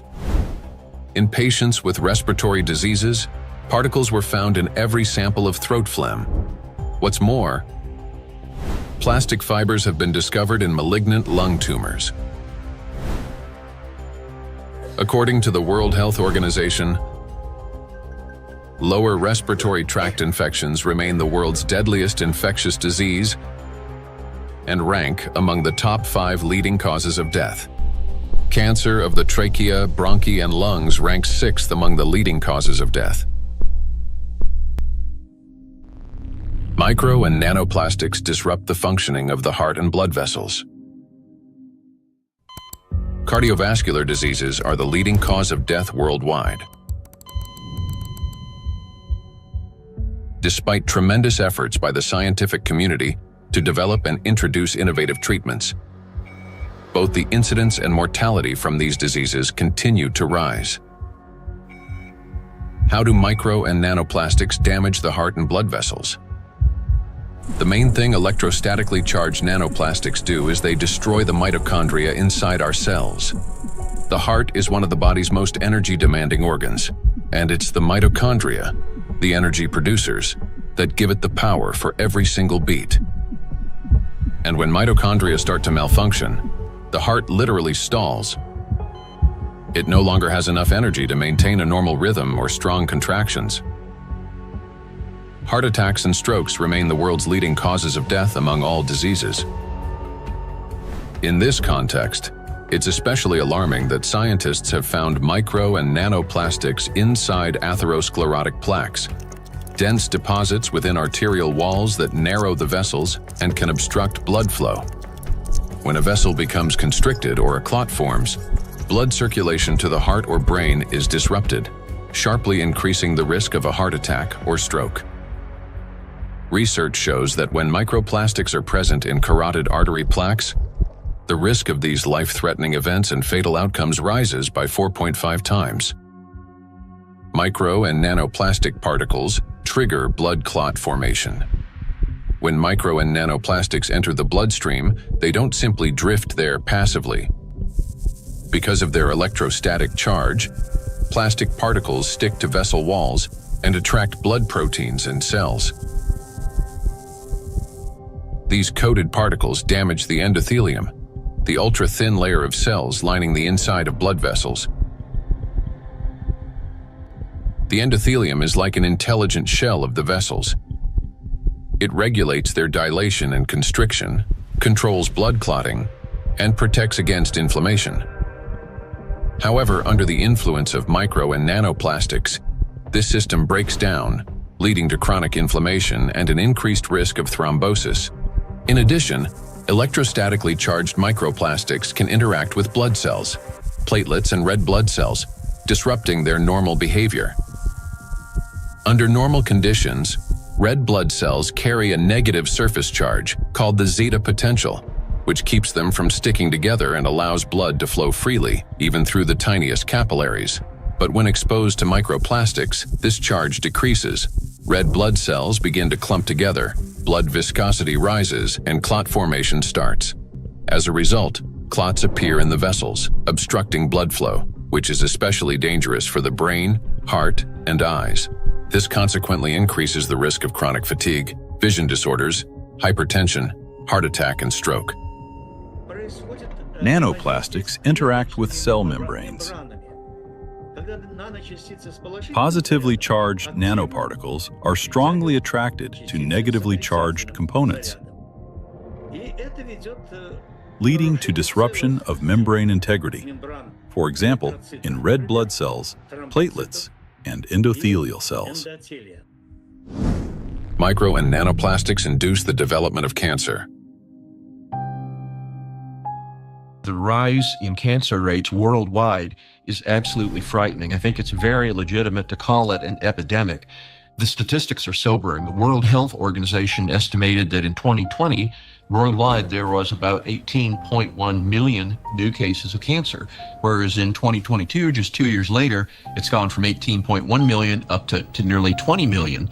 And in fact, according to the World Health Organization, if this trend continues, by 2050, worldwide there's going to be 33 to 35 million new cases of cancer, truly an epidemic and truly a real major health issue affecting every single person everywhere in the world. So yes, that's a huge problem. For a long time, cancer was considered a disease of old age, the result of accumulated DNA mutations, weakened immunity, and years of exposure to carcinogens. But today, because of nanoplastic exposure, mutations can begin to build up in the body at much earlier stages of life. There's an increased rate of cancer worldwide in children and also in people much younger than I used to see. So what's going on now is that we're having a rise in people getting cancer, children, young adults, and it's probably not due to smoking or alcohol or anything. There seems to be something else, something in the environment that is causing this cancer at an alarming rate, and it's getting worse. So a very serious problem, yes. And again, one of the possibilities that could be accounting for this, where I'll be talking more about it, is indeed nanoplastics. We observe in the last 30 years that in some countries, we observe early onset cancerogenesis, so that tumors are diagnosed more early than previously. So that was like colorectal cancer are observed earlier than and diagnosed earlier than 30 years ago in average. A key role in tumor development may be played by mitochondrial dysfunction, caused by exposure to nanoplastics. This happens through the accumulation of mutations in mitochondrial DNA and the disruption of normal cell death mechanisms, which together reduce the body's ability to eliminate damaged cells and increase the likelihood of these cells transforming into tumor cells. So these tumor cells are very aggressive, and normally they don't take anything up which they cannot use. So, I mean, what could happen? I mean, this is hypothetically that they can produce some energy out of these plastics, or somehow some pathways are activated which are helping the cells to to move faster. That could be. So we need to investigate that. So it's a very important question, and we are basically on that to find out what happens mechanistically in those cells, that they can use plastics to facilitate their migratory potential. Nanoplastics increase levels of reactive oxygen species in organ cells and tissues, causing oxidative stress that accelerates the growth of cancer cells, helps them spread to other tissues, stimulates formation of new blood vessels, enhances inflammation, and weakens the immune system. Moreover, the high level of oxidative stress caused by electrostatically charged nanoplastics promotes the survival of tumor cells and reduces their sensitivity to therapy, making malignant cells more aggressive. Anything that damages the normal cell DNA that is responsible for the growth and division of cells, that damage can contribute to that cell becoming malignant, growing and dividing and spreading uncontrollably. That's what cancer is. And that is certainly a concern about the effect of nanoplastics. And then above and beyond that, because nanoplastics affect so much of the cell's function, the oxygenation, the ability of a cell to function, above and beyond that, I'm concerned as a doctor that treats cancer that nanoplastics may be reducing the effectiveness of our cancer treatments. I'm a physician that treats cancer with radiation therapy, so I am concerned about nanoparticles adversely affecting the use of radiation therapy to control cancer. And there's actually been some preclinical research on this that does suggest that the nanoparticles, and certainly contributed to by the typical negative charge that they have, in addition to adversely affecting cells, can actually reduce the effectiveness of radiation therapy. There's certainly a significant theoretical reason to believe that the nanoparticles may reduce the effectiveness of cancer treatments, not only my modality of radiation therapy, but certainly I have the same concern about it reducing the effectiveness of chemotherapy or other systemic treatments or immunotherapy. Research by the Medical University of Vienna has shown that micro and nanoplastic particles remain inside cells far longer than previously believed, as they are passed on to newly formed cells during division. In addition, there are also early indications that these plastic particles may play a role in tumor metastasis.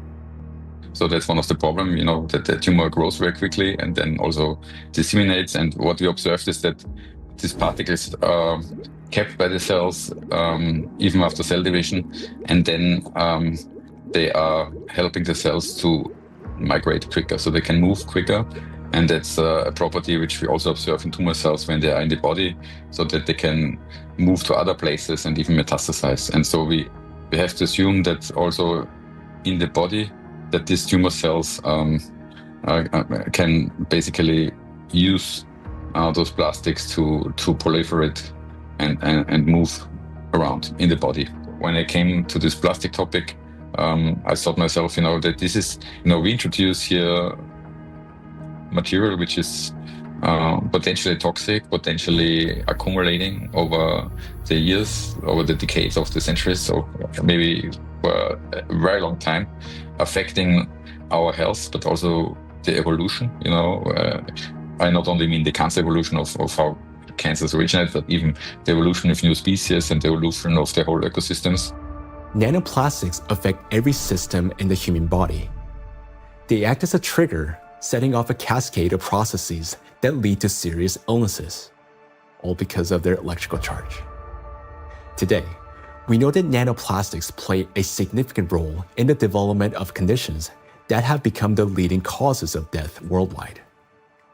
It may seem that the humanity has already faced its greatest threats: antibiotic resistance, autoimmune and neurodegenerative diseases, and cancer. Yet, there is something even more frightening than disease itself. Imagine living an ordinary life, feeling healthy, full of energy, going to gym, delivering a presentation, meeting friends. But then, a moment later, one suddenly dies. The body stops functioning as if someone has switched the lights off. Is there a link between MNPs and sudden death syndrome? Sudden adult death syndrome remains one of the most troubling and unexplained medical mysteries. A person may show no signs of illness, yet their life ends abruptly, leaving doctors and loved ones without an answer to the question, why? According to the World Health Organization, sudden arrhythmic death claims about 5 million lives worldwide every year. In Europe and the US, it accounts for up to 20% of adult deaths from cardiovascular disease. Traditionally, the main causes have been hidden heart conditions, coronary artery disease, arrhythmia, cardiomyopathy. But in recent years, researchers' attention has increasingly been drawn to a new risk factor: exposure to micro and nanoplastics. In order to understand how nanoplastics can trigger processes that can lead to sudden death,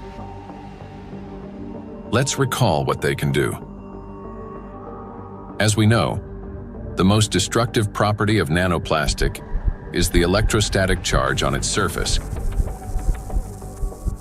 which allows these particles to interfere with the transmission of electrical impulses between cells and distort the signals that coordinate the function of organs and the body as a whole.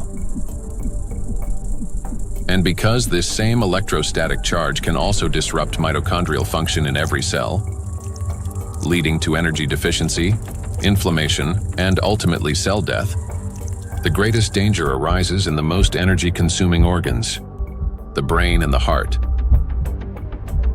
where such disruptions can trigger sudden death syndrome. Our brain controls breathing and heart function through precise electrical impulses. If nanoplastic blocks or distorts these signals, the heart can cease to beat or breathing can stop. And this breakdown is not sudden.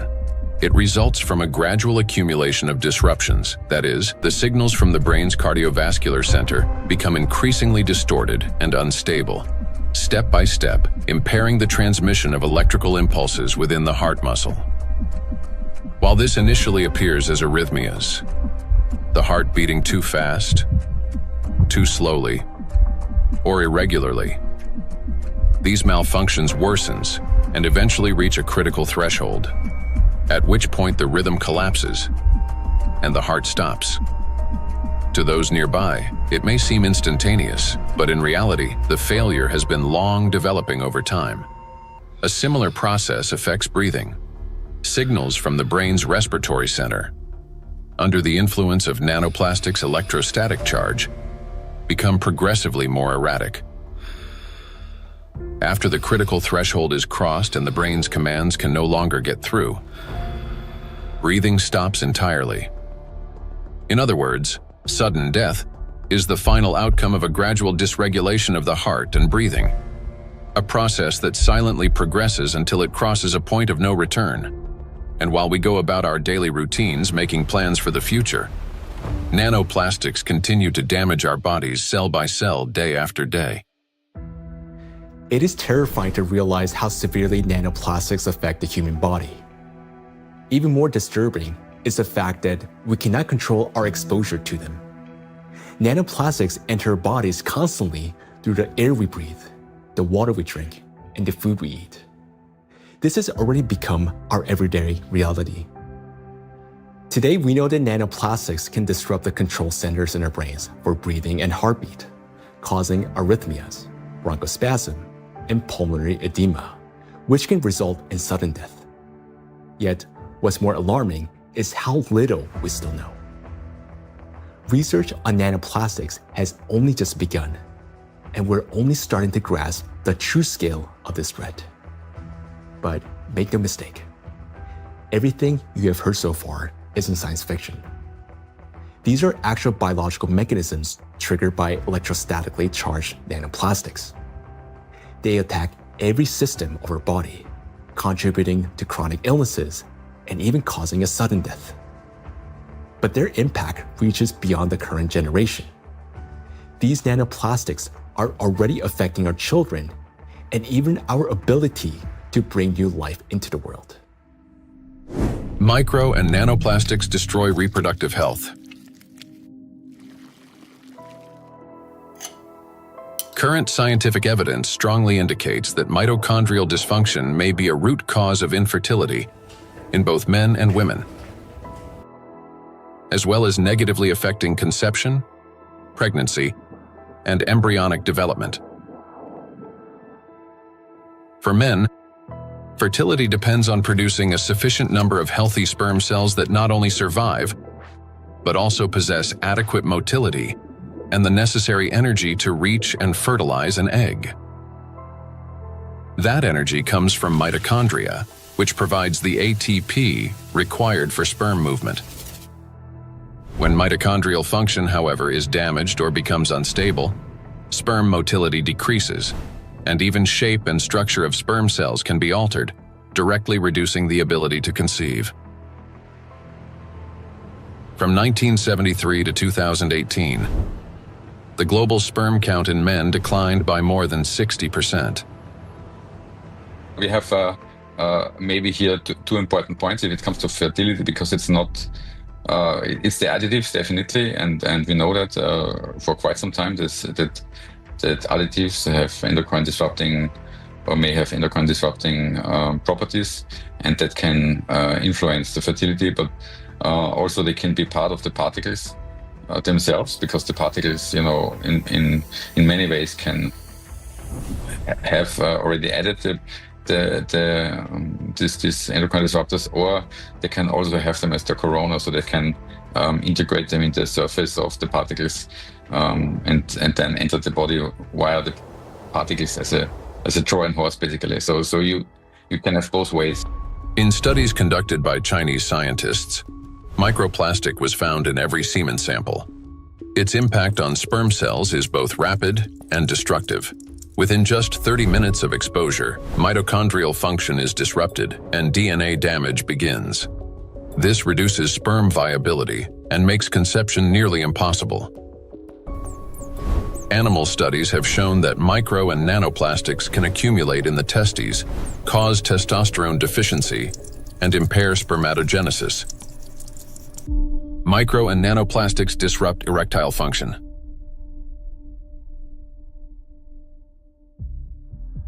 Insufficient testosterone production can lead to infertility, reduced libido, erectile dysfunction, and in adolescence, delayed sexual development.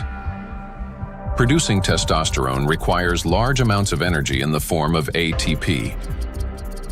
Even small amounts of electrostatically charged nanoplastic entering the mitochondria can disrupt their function and decrease ATP production. This, in turn, can lower testosterone levels by 60 to 70%.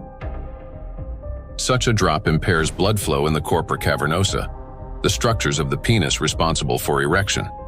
As a result, this leads to erectile dysfunction and ultimately to impotence. In addition, electrostatically charged nanoplastic interferes with nerve impulse transmission, which means that even in a state of sexual arousal, an erection does not occur. This has been confirmed by research from Anhui Medical University in China. In animals with chronic microplastic intoxication, erectile function was impaired after just 1 month. Results of a national study in Japan showed that erectile function and sexual activity are declining among the younger generation. Every third man in Japan, which is about 14 million individuals, suffers from erectile dysfunction. Moreover, young Japanese men, particularly those aged 20 to 24, exhibited decreased sexual desire, weak erections, difficulty reaching orgasm, and low levels of sexual satisfaction. In fact, the prevalence of erectile dysfunction in the 20 to 24 age group was 26.6%, which is almost equal to the 27.8% observed in men aged 50 to 54.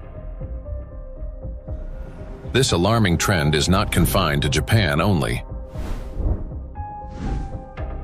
Global research confirms that symptoms of erectile dysfunction affect up to 75% of men worldwide, showing that this condition is widespread and can impact men of any age in any region. In 1995, more than 152 million men worldwide suffered from erectile dysfunction. According to scientists' estimates, within 30 years, this number will approximately double. So think about it. If just one signal fails, the movement will not occur, a thought will not form, and an emotion will not arise. The same is true even for the most intimate aspect of human life. Everything depends on the precise coordination between neural and vascular connections. And it is this delicate connection that charged nanoplastics disrupt. Erectile dysfunction is no longer a rare condition. It has become a widespread reality, with symptoms now observed in 75% of men worldwide. Imagine jumping with a parachute that has 75% chance of not opening. Would you take that leap? That's how most of men feel today. The situation with female fertility is no less alarming. A 2025 study revealed the presence of microplastic particles in the follicular fluid of ovaries in 14 out of 18 women, with an average of more than 2,000 particles per milliliter. These data indicate that micro and nanoplastic particles can cross the blood follicle barrier. After entering the ovaries, micro and nanoplastic particles affect the egg cell and disrupt key mechanisms essential to the health of the female reproductive system. One of the most critical of these mechanisms is mitochondrial function. Each egg cell contains between 100,000 and 600,000 mitochondria, and the energy they produce is vital at every stage, from egg cell formation and maturation to fertilization, and the subsequent growth and development of embryonic tissues. Mitochondrial dysfunction caused by exposure to nanoplastics can impair egg cell maturation, reduce the likelihood of successful fertilization, and even lead to developmental arrest of the embryo. Accumulation of nanoplastics in reproductive organs can be one of the main causes of infertility. According to the World Health Organization, today, about 17.5% of adults, that is, about 1 in 6 people in the world, face infertility. Given the global spread of plastic pollution, Professor of Environmental Medicine and Reproductive Health, Dr. Shanna Swan predicts that by 2045, the world's population may become completely infertile. Micro and nanoplastics affect the emergence of life. During pregnancy, a woman's body creates ideal conditions for the growth and protection of the fetus. However, even the placenta, the body's primary barrier between mother and child, cannot stop plastic nanoparticles from crossing through. A research team led by Antonio Ragusa made a landmark discovery when they detected microplastic particles in the human placenta for the first time. Their findings showed that plastic can penetrate a place where no artificial material had ever been found before, the very environment where new life begins. I was in a wonderful place in Italy, in Sardinia, a place called Piscinas, in Sulcis, in the southwest of Sardinia, where the old mining areas are. It's a very remote, beautiful spot where there's nothing around for 6 or 7 kilometers.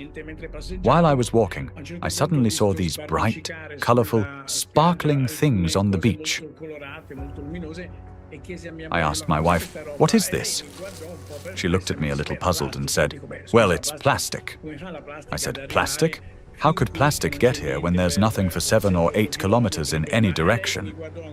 She looked at me again, with an expression that made it clear how little I understood, and said, "It comes from the sea, of course." And that's when something clicked in my mind.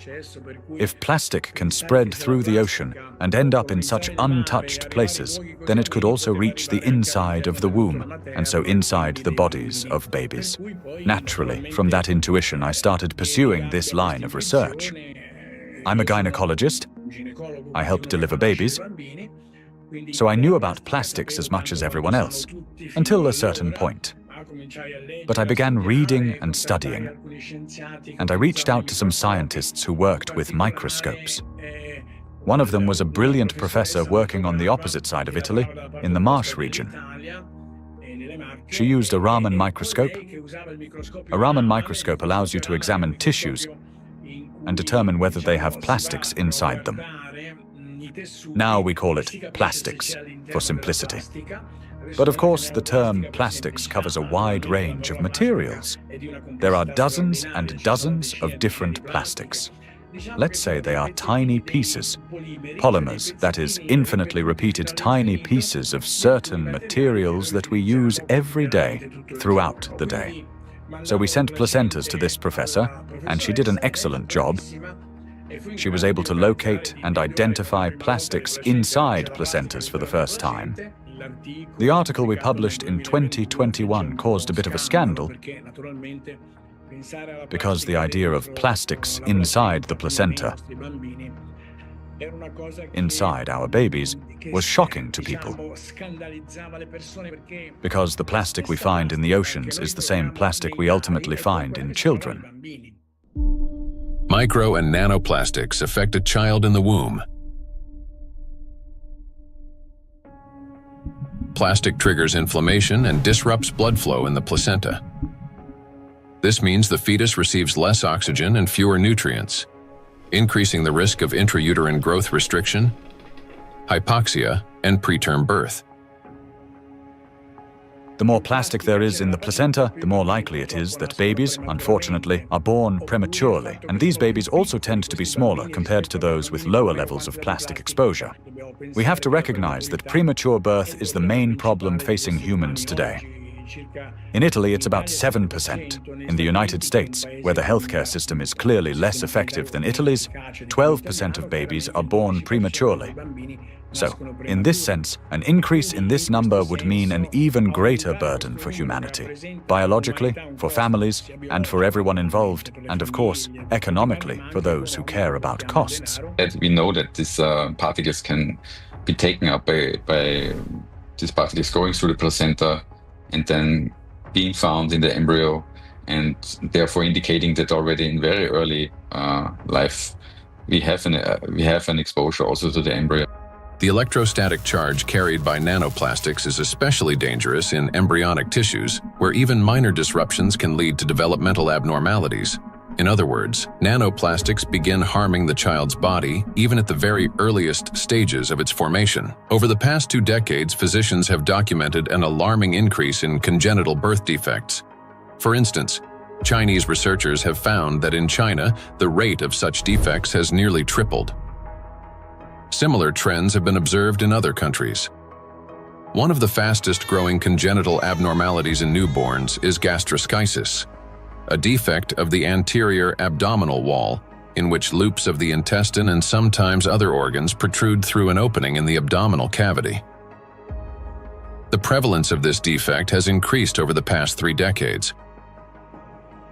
For instance, in the United States between 1995 and 2012, the percentage increase in gastroschisis ranged from 68% to 263%. An increasing number of children are also being born with hypospadias, a condition in which the urethral opening in boys is located in an abnormal position.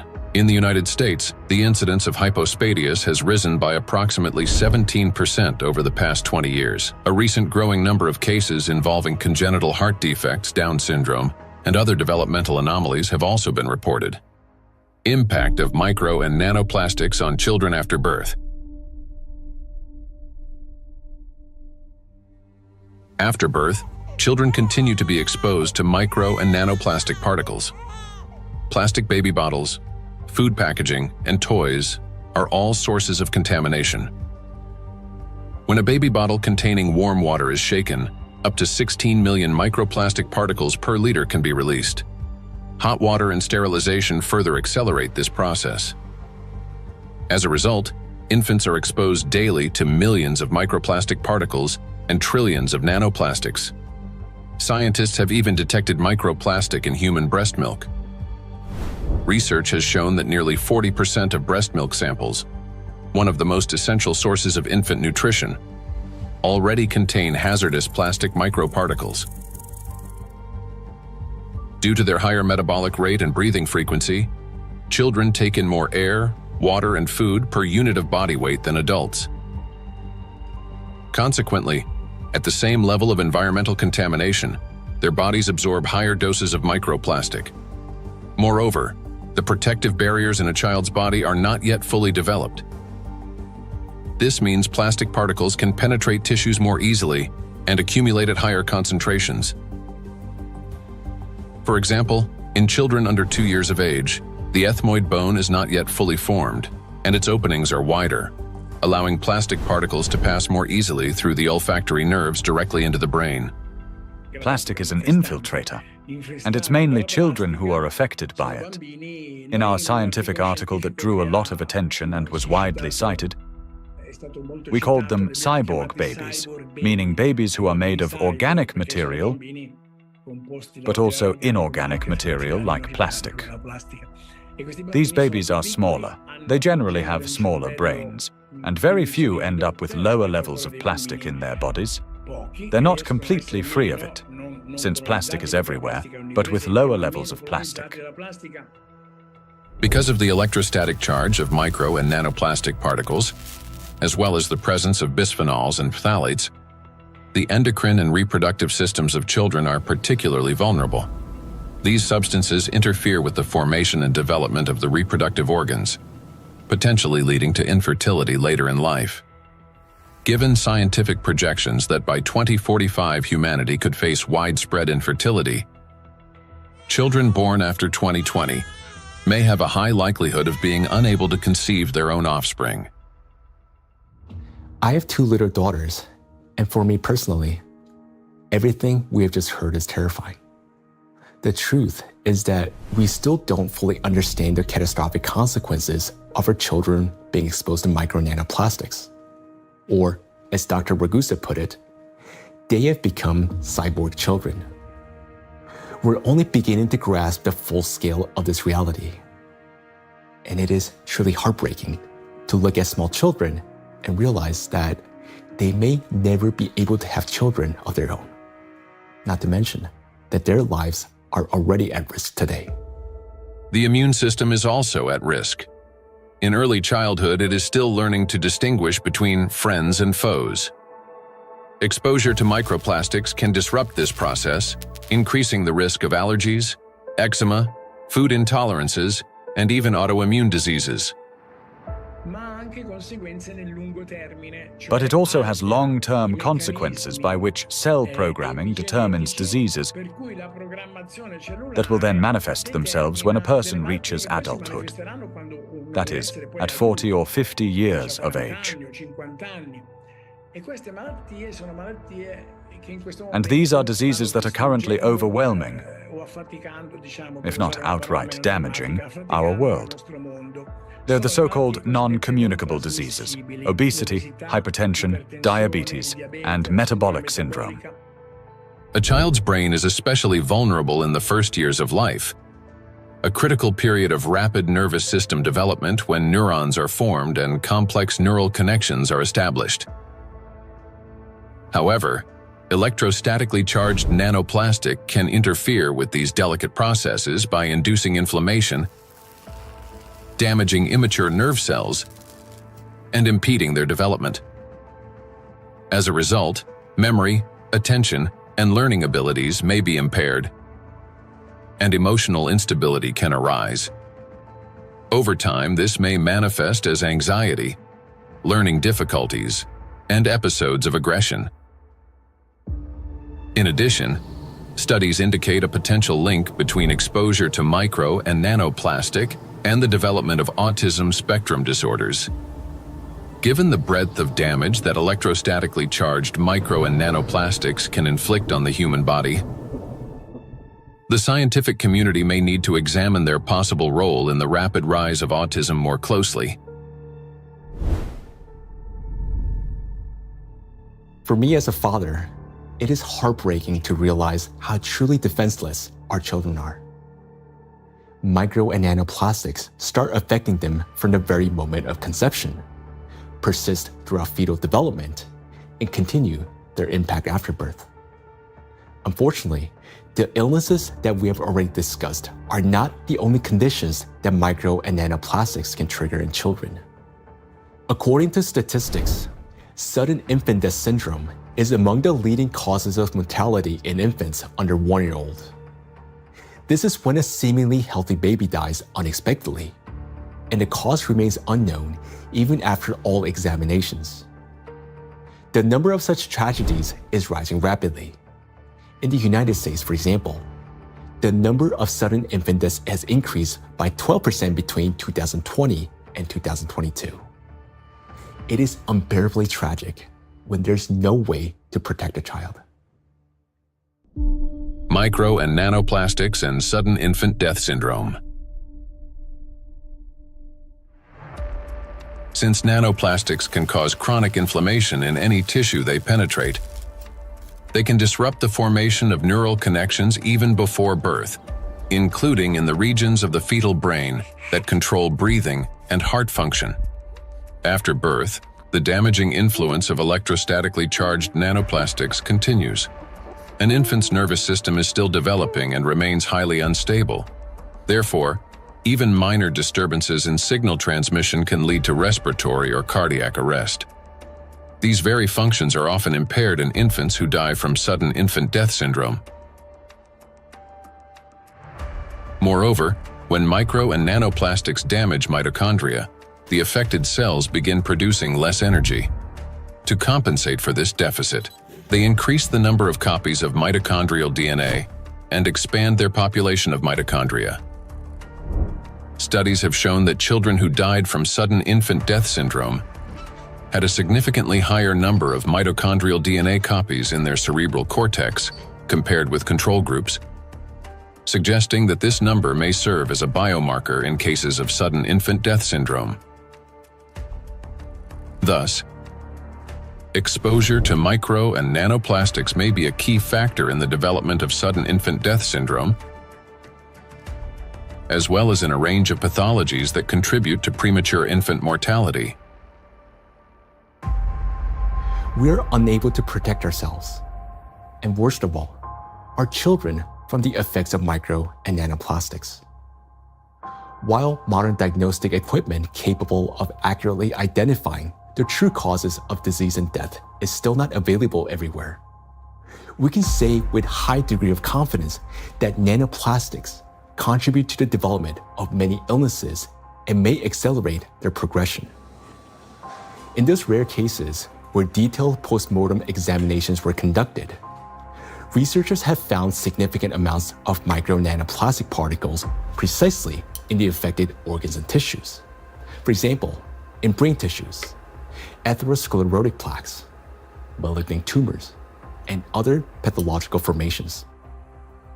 But despite millions of deaths every year, such investigations into the presence of these plastic particles are carried out only in isolated cases. There are two main reasons for this. First, many laboratories simply lack the equipment required to reliably detect micro and nanoplastics. Second, doctors and researchers, they rarely consider the possibility that these particles could potentially influence the development or outcome of the disease. Consequently, medical reports continue to list familiar diagnoses, although behind them may lie an overlooked factor: the impact of micro and nanoplastics on the human body. I understand that hearing this part of our investigation may have been very difficult. It was for me as well, believe me. But the impact of micro nanoplastics on all of us is not something we can continue to ignore. This is a crisis already underway, one that remained unnoticed for so long because the threat has been working silently within. Every day, and I'm not talking about every year or every month, but every single day, the amount of micro and nanoplastics around us continues to increase. Large plastic waste constantly breaks down into smaller particles, and these particles eventually enter our bodies through the food we eat, the water we drink, and the air we breathe. This means that with every meal, every sip of water, and every breath, huge quantities of nanoplastics enter our bodies and begin their destructive work. Their harmful effects on our cells grow in direct proportion to their concentration. And this is a scientific fact. What's even more alarming is that today, there is already so much micro nanoplastics accumulated in the ocean that it will be enough to destroy the entire biosphere, including humans, at least 3 times over. When we hear about threats of such magnitude, our instinct is to run away from them. And I understand that. It may feel like the only logical response is to eliminate plastic from our lives completely, or better yet, to take our family and move to some pristine corner of our planet. But would that really solve the problem? In fact, where could we possibly go to escape micro and nanoplastics? Finding solutions.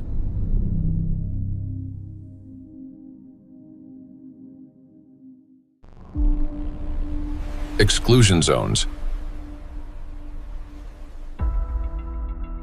One of the essential things is the environment we live in, and plastic is one of the most important factors shaping it. Micro and nanoplastics have now infiltrated every corner of the planet, yet their distribution is far from uniform. Some regions accumulate especially high concentrations of plastic particles, and nowhere is this more pronounced than in the oceans. Each year, roughly 11 million tons of plastic waste enter the ocean.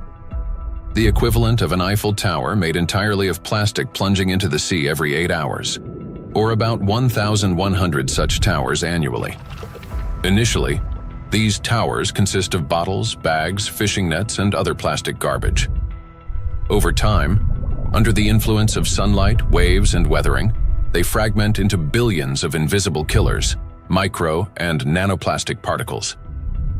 According to research, about 95% of small debris less than 5 millimeters in size is composed of plastics. The surface of the world's oceans is already covered with more than 350 trillion particles of microplastics, and the number continues to grow rapidly. However, the ocean depths hold countless trillions more, forming an invisible yet enormous area of contamination. And yet, that's not all. The sea breeze has become toxic. When waves break at the ocean surface, they generate countless bubbles. As these bubbles burst, they release not only salt crystals into the air, but also microscopic plastic particles. Carried by the wind, micro and nanoplastics scatter across the planet. The stronger the wind and the higher the sea foam, especially during storms, the more particles lifted into the atmosphere. Though invisible to the naked eye, the air around us is literally saturated with them. Each year, approximately 136,000 tons of microplastics are carried from the ocean to land by sea breeze. That is more than 370 tons every single day.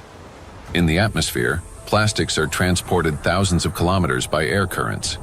They settle in dew and fall to the ground with snow and rain. The coasts and coastal regions are the first to bear the impact. When people go to this seashore, okay, for holiday, for swimming, to receive some sunlight, they always send me pictures of microplastics because all the seaside are full of microplastics. A study conducted in a coastal city in eastern China found that a person can inhale up to 1 million microplastic particles per year simply by spending time outdoors. The greatest danger comes from particles smaller than 100 micrometers, which can easily enter the respiratory tract. Because most of the coastal countries in the Mediterranean Sea don't have proper waste management system, so they release many huge amount of plastic waste into the Mediterranean Sea. This is the first reason. The second reason, we have 2 rivers in here in this part of the Mediterranean Sea, Seyhan and Ceyhan. These 2 rivers,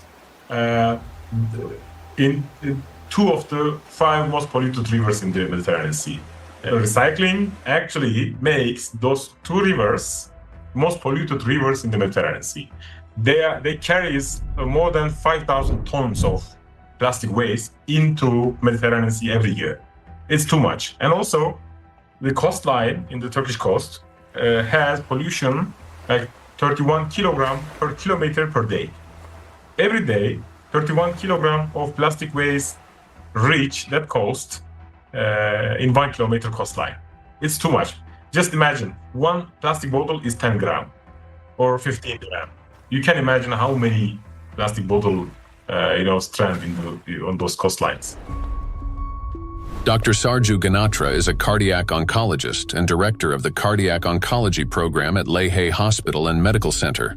He leads research at the intersection of cardiovascular medicine, oncology, and environmental sustainability.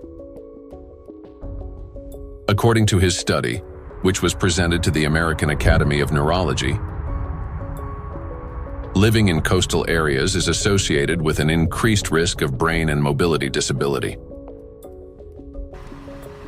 The reason for this is the high concentration of microplastics in the water, air, and soil of these regions. It's alarming, truly, that what we are seeing, that people living close to the coastal water with high amount of microplastic concentration in the seawater, they have higher prevalence, higher rates of various cardiovascular disease, stroke, diabetes, and other metabolic conditions, as well as cognitive mobility and self-caring disabilities and abilities to live independently essentially are less in that population. Researchers analyzed health data from residents of 218 coastal counties across the United States, comparing CDC reports with levels of environmental microplastic pollution. The findings are striking. Memory and cognitive impairments occurred 9% more often among residents of areas with high concentrations of micro and nanoplastics compared to those in areas with low concentrations. Motor disorders were 6% more frequent. Difficulties with self-care, such as dressing or maintaining hygiene, were 16% more common. Inability to live independently, including managing finances or shopping, was 8% more frequent. In coastal regions, where the concentration of micro and nanoplastics far exceeds that found in inland, people are already paying the price, not only with their health, but with their lives. In a study led by Dr. Sarju Ganatra, scientists compared regions with high and low levels of microplastic pollution. But this raises an important question. That is, what does low level mean today? To answer this, let's look at the numbers. Dr. Ganatra defined a low level of contamination as one tiny plastic particle per 200 bathtubs filled with seawater. At first glance, that might sound negligible. But when that single particle breaks down into nanoscale fragments, the number of particles increases not by tens or hundreds, but by millions of times. Let's consider a simple calculation. Suppose the volume of one such tiny plastic particle is just 1 cubic millimeter, roughly the size of a grain of sand. Over time, it breaks down into many smaller pieces. Now, if we assume that this single microparticle disintegrates into fragments about 100 nanometers in diameter, that would generate about 1 trillion particles. And if their size decreases to 10 nanometers, the number would skyrocket to 10 to the 15th, or 1 quadrillion nanoparticles, all from a single microparticle. So what does this mean in practice? It means that even one glass of such clean water, which hardly exists anymore, would potentially contain about 5 million nanoplastic particles. And for the human body, after drinking just one glass, at least 5 million cells will be put at risk. So can this so-called low level of contamination truly be considered safe? Each of those 5 million particles entering a body can trigger inflammation, cause hypoxia, and disrupt communication between neurons. Note that these effects aren't always immediately noticeable. A mild headache, occasional fatigue, anxiety, or difficulty concentrating. All these may be early warning signs of cognitive decline, neurodegenerative diseases, disability, and ultimately, death. These symptoms are particularly evident among people who live or spend significant time near the coastal regions. And the decline in their health is an early warning sign. a reflection of a much larger crisis unfolding across the world. Do you remember Professor Gundogdu saying that the coastal countries of the Mediterranean don't have an adequate waste management system? Well, according to research, the concentration of microplastics in this region is about 4 times greater than North Pacific Ocean, where, by the way, the Great Pacific Garbage Patch is located. And in addition to 5 already known invisible garbage patches, researchers have identified a 6th garbage patch hidden in the Mediterranean Sea. It's called invisible because it consists mostly of microplastics. And unlike other oceanic garbage patches, which are at least far away from the densely populated coastline, this one is surrounded by 21 countries. It's a home to nearly 500 million people. We can say that this is the most dangerous garbage patch of the planet, because here, the plastic has already broken down into small sizes that are dangerous for life. Everyone living in the Mediterranean is constantly breathing air with an extremely high concentration of micro-nanoplastics. This is an extremely dangerous zone that should have been long ago been designated as an exclusion zone. Now, recall the battery example and imagine how many charged particles are present and how much energy is concentrated there. That's why the Mediterranean Sea is warming faster than the rest of the world's oceans. This is very serious because Mediterranean plays a key role in shaping the climate of Europe and the Mediterranean countries. It affects the weather patterns, rainfall distribution, and even the ecosystems of the entire region. It is precisely this extreme warming here, driven by micro and nanoplastics, that is intensifying the climate anomalies, extreme weather events, and even natural disasters throughout the Mediterranean. Meanwhile, the amount of micro and nanoplastics continue to rise with every passing minute. And what worries me personally is that people do not know this and continue traveling to these regions, often with their children, thinking that they're going there to rest and recharge, when in reality, they're entering a zone of extreme danger. So the things that once symbolized health, freedom, and luxury, a yacht on an open water, a villa by the sea, or even a private island in the ocean, they're now slowly turning into exclusion zones.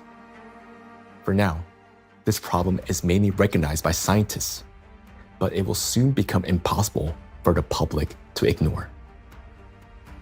And when that moment comes, mass migration from coastal regions will be inevitable. Thus, if we fail to find a solution, the economic losses will be enormous, as the tourism industry will collapse and luxury resorts on the coast will be deserted. Yet, the threat doesn't end there, because the tiny plastics are constantly spreading by the atmospheric circulation and contaminating everything in its path. Borders just for human, not for particles. So all these small microplastics can travel long distances. We have done experiments on the samples in Siberia, on samples in the north and south and polar regions, and we found in many of those we found nanoplastics. So most of the areas that are considered pristine are at least episodically polluted by nanoplastics via air. We measure around 20 nanograms per cubic meter of air on average. And this is pristine and clean air, and you think it is nothing here, but it's actually almost always something. Today, forests are also at risk of becoming exclusion zones, as they've already turned into massive reservoirs of micro and nanoplastics. I understand that our instinct, especially as parents, is to search for cleaner and safer places like coastlines and forests where the air feels fresher. But the paradox is that these very places have already become some of the most dangerous environments for human life. Let me give you an example. In a large city, An adult may inhale up to 106,000 microplastic particles during a 2-hour walk.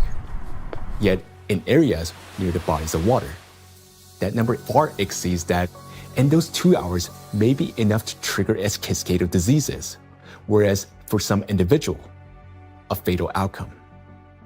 It is important to understand that when a single micro or nanoplastic particles enters a cell, it destroys more than just that one cell.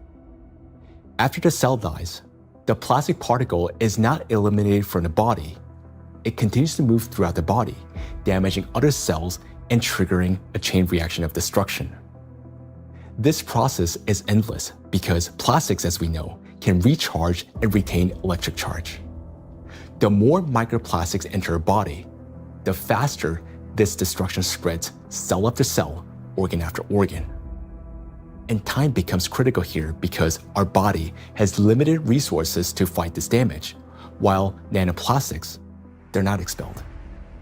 Instead, they continue to accumulate in ever-increasing quantities, destroying us from within. Nanoplastics are perfect killers not only of humans, but of the entire biosphere. And it's impossible to hide from them anywhere. They're literally pushing us out of the world we once knew. Micro nanoplastics are already affecting our planet as well as the climate. And moreover, they're intensifying already devastating natural disasters and contributing to the worsening geodynamic crisis. Climate and plastic in a single cycle of destruction. The world ocean is the largest system of our planet. It regulates climate and serves as the main source of oxygen. The ocean and the atmosphere form a single, interconnected climate system. Water has a remarkable ability to absorb and store immense amounts of heat, increasing its temperature only gradually. The accumulated heat is then evenly redistributed across the planet and transferred to the atmosphere. This property of the ocean, to efficiently dissipate heat from the Earth's interior, protects the planet from extreme temperature swings and helps stabilize the climate. But massive contamination of the oceans with micro and nanoplastics is disrupting this finely tuned mechanism. Electrostatically charged plastic particles bind water molecules, forming hydrate shells around themselves. This alters the physical and chemical properties of ocean waters. This has already reduced its thermal conductivity and created pockets of overheated zones where heat can no longer dissipate. Consequently, overall ocean warming is accelerating. This topic is explored in greater detail in the documentary Anthropogenic Factor in the Ocean's Demise. Excessive ocean heating, in turn, increases evaporation and disrupts atmospheric circulation. As a result, both the temperature and humidity of the atmosphere rise. Electrostatically charged nanoplastic particles act as condensation nuclei, causing moisture droplets to freeze at lower altitudes and at higher temperatures, 4 to 10 degrees Celsius. This accelerates cloud formation and contributes to abnormal weather events, large hail, extreme downpours, and disruptions of the hydrological cycle. Charged plastic particles are already influencing weather formation, affecting flight safety, cloud development, and even where and how the precipitation occurs. In other words, microplastic has already become a driver of climate instability. We know what particles doing in the air, they produce clouds. If we have a particle in the air, the water vapor sits on these particles and forming clouds. So therefore, we want to understand how much nanoparticles influence the formation of clouds. And therefore, of course, in the alpine region, it can trigger the cloud formation and so also thunderstorm or extreme weather events. When you have a big storm event, many micro nanoplastics get released from the environment when they have been trapped in the soil, in the riverbeds, on their surfaces and things like that, and get mobilized in the air. So then after storm, you have even more pollution. This process sustains itself, creating a feedback loop. ocean warming increases water evaporation. Even more nanoplastic rises into the air with the vapor, and even more energy accumulates in the atmosphere, further heating the ocean. According to data, every degree of warming increases air humidity by 7% and lightning frequency by at least 12%. Thus, more heat, more moisture, more plastic in the air, more lightning, and the cycle continues endlessly. Observed trends indicate that this energy buildup is accelerating exponentially. And with each passing year, climate anomalies are becoming more distinct and more destructive. We are seeing the hottest summer in Europe after having a record-breaking summer last year. Similarly, here in the northeast of US, we are seeing record-breaking temperature. Every year for last 2-3 years, we are saying, oh, this is the hottest day. And then the next year comes and there is a new hottest day. The nighttime temperature in Southeast Asia is not dipping at all in many places and kind of trapping the heat. So our body is not getting even that relief at nighttime. There is increase in air pollution. There is increase in all sorts of chemical pollution. And so if you think about this holistically, it's a huge impact on the planetary health. And I think this is a reminder that we are part of the planetary system. We belong to it. We are not separate from it. And until we think holistically, I think, we'll define one issue, we'll define one threshold, we'll continue to go after that, maybe even solve it scientifically. But until we think holistically and act holistically as a community, as a society, I think we are in trouble. We have reached a critical point where it's no longer possible to solve the climate crisis without simultaneously addressing the plastic pollution, and vice versa. The two are interconnected, each reinforcing the other. And as we continue to study this issue, the picture becomes even more alarming because we're now beginning to understand what is truly happening. I am. Both for myself and my family, but also for the future generations. There was a time where I thought that, the climate change is real, of course, but this is for future generations to be affected by, and I was still equally concerned. But in no time, and I would say in less than 5 to 10 years, we started from that mindset and time frame. Within 5 to 10 years, we started feeling it, getting impacted by it in our day-to-day life. And so it's more concerning than ever before. And the timeline, which was predicted previously, has shortened exponentially. The impact we are seeing on a global climate, from ambient air to the thinning of the Arctic ice. And it's not linear model, right? I mean, the physics is going to play out. The thinner the ice, it's going to take much less amount of time to melt it, even the same volume, in a much shorter period of time. So I think these timelines are really concerning, and I am afraid, yes.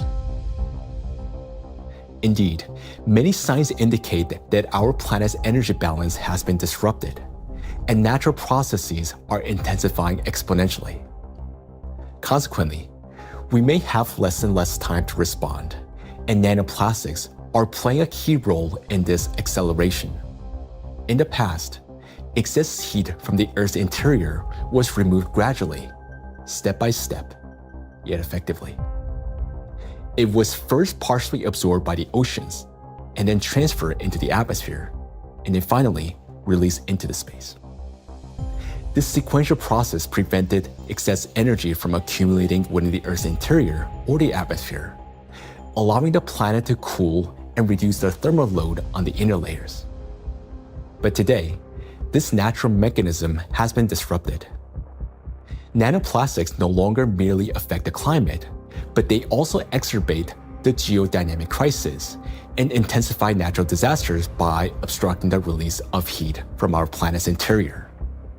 The role of micro nanoplastics in this process is described in detail in the report on the progression of climate catastrophes on Earth and their catastrophic consequences. So our entire planet is contaminated with micro and nanoplastics, and we have nowhere to escape to. These particles are in us, in our children, disrupting and destroying more and more cells in our bodies. This is why confronting plastic pollution is no longer optional. It is essential for our survival. The first and most obvious step may appear to be eliminating the use of plastic and recycling the waste that has already accumulated. But we must ask ourselves, will that truly be enough? The illusion of addressing plastic pollution. Even if we were to stop plastic production today, even if the last plastic bottle we discard today, it's going to last there in our oceans for at least 400 plus years. And then the journey of micro nanoplastic begins. And so we have a poster in our cafeteria where we say that, you may not see your grandkids or great-great-great-grandkids, but I will, saying the plastic bottle. And I think that's true. If we look at the scale of plastic pollution in the oceans, it becomes clear that a complete cleanup can take millennia. Today, the world ocean contains about 200 million tons of plastic waste. Meanwhile, every year, around 20,000 tons are extracted. That's less than 1/100th of 1%, a negligible fraction compared to the existing volume. At this rate, fully cleaning the ocean would take about 10,000 years. And that's only if we stopped all plastic entering the ocean starting today. Plastics are entering the environment currently at a rate that far exceeds our capacity to remove it from the environment or to mediate the wastes. Let's assume humanity achieves a technological breakthrough, invests enormous resources, and increases cleanup efficiency 5-fold. Even then, the process would still take around 2,000 years. In reality, we cannot cope even with the current annual influx of pollution, let alone eliminate the consequences of what has been accumulating for decades. Not only are we unable to remove all the plastic that has built up in the biosphere, but attempting to do so could also endanger living organisms. There are some organization initiatives, they are trying to collect the waste, accumulate that garbage patches, at locations. They are also collecting nourishment, the organisms living just the 15 centimeter of the first layer of top ocean. So those organisms, using that, those artificial material as a, hunting ground, nesting ground, feeding ground, or, they are laying egg on those plastics. So when you remove all these plastics, you also remove all those organisms. So because removal itself also another problem. So once plastics get in the environment, there is no proper and harmless way of removing these plastics from those environments. Moreover, a significant portion of plastics has already broken down into micro and nanoparticles that now lie on the seabed, drift through the water column, have entered the bodies of marine organisms, and become part of the global cycle of matter. These particles cannot be captured with nets or collected manually. This means that simple mechanical removal of plastics from the environment, even under the most optimistic scenario, will not solve the problem. We are no longer dealing with debris that can simply be picked up, but with nanoparticles carrying an electrostatic charge. This nanomaterial has already become embedded in every living thing on the planet. And even if we succeeded in removing every plastic bottle and every wrapper from the ocean, one question would still remain. What happens next? We still do not have a safe method for disposing of the mountains of plastic waste we would collect. There's mismanaged waste on land all around the planet in informal dump sites. Some waste has been incinerated, some of it commercially in incinerators that may or may not have appropriate screens and filters to collect associated chemicals that might be released. But of course, a lot is burnt in open burning scenarios in countries that are not wealthy enough to own the appropriate waste management facilities to deal with the plastic waste that is exported to them by other nations. And then some of it, of course, will have gone into so-called recognized waste management systems, but which might include burying it beneath the ground in landfill, where, of course, it could return to present problems in the future, or indeed incinerating it in commercial incinerators. But depending on the quality of incinerator, of course, there's concerns about the emissions from those incinerators. Burning plastics, whether in backyard fires or industrial incinerators, does not solve the problem. It merely transforms them into a more dangerous form. When heated or burned, large plastic items break down into micro and nanoplastics that disperse into the air, settle onto surfaces, and enter water and soil with precipitation. The apparent disappearance of plastic in flames is an illusion. Burning simply accelerates the fragmentation of plastic into the tiniest particles many times over, into the very micro and nanoplastics that pose the greatest danger to human health. And it is precisely these electrostatically charged particles that can penetrate deep into the body, including the brain and other cells, where they trigger a wide range of diseases. When you put plastic in a recycling facility, at first they will shred big plastic to generate flakes and small pieces of plastics, and then during that shredding, they also use for washing. They have to wash to remove some unwanted material on plastics. During that washing, material lose many. I mean, the huge percentage of the total mass. So those lost material will go to the wastewater stream. Recycling activities, practices, feeding microplastic pollution in the waterways.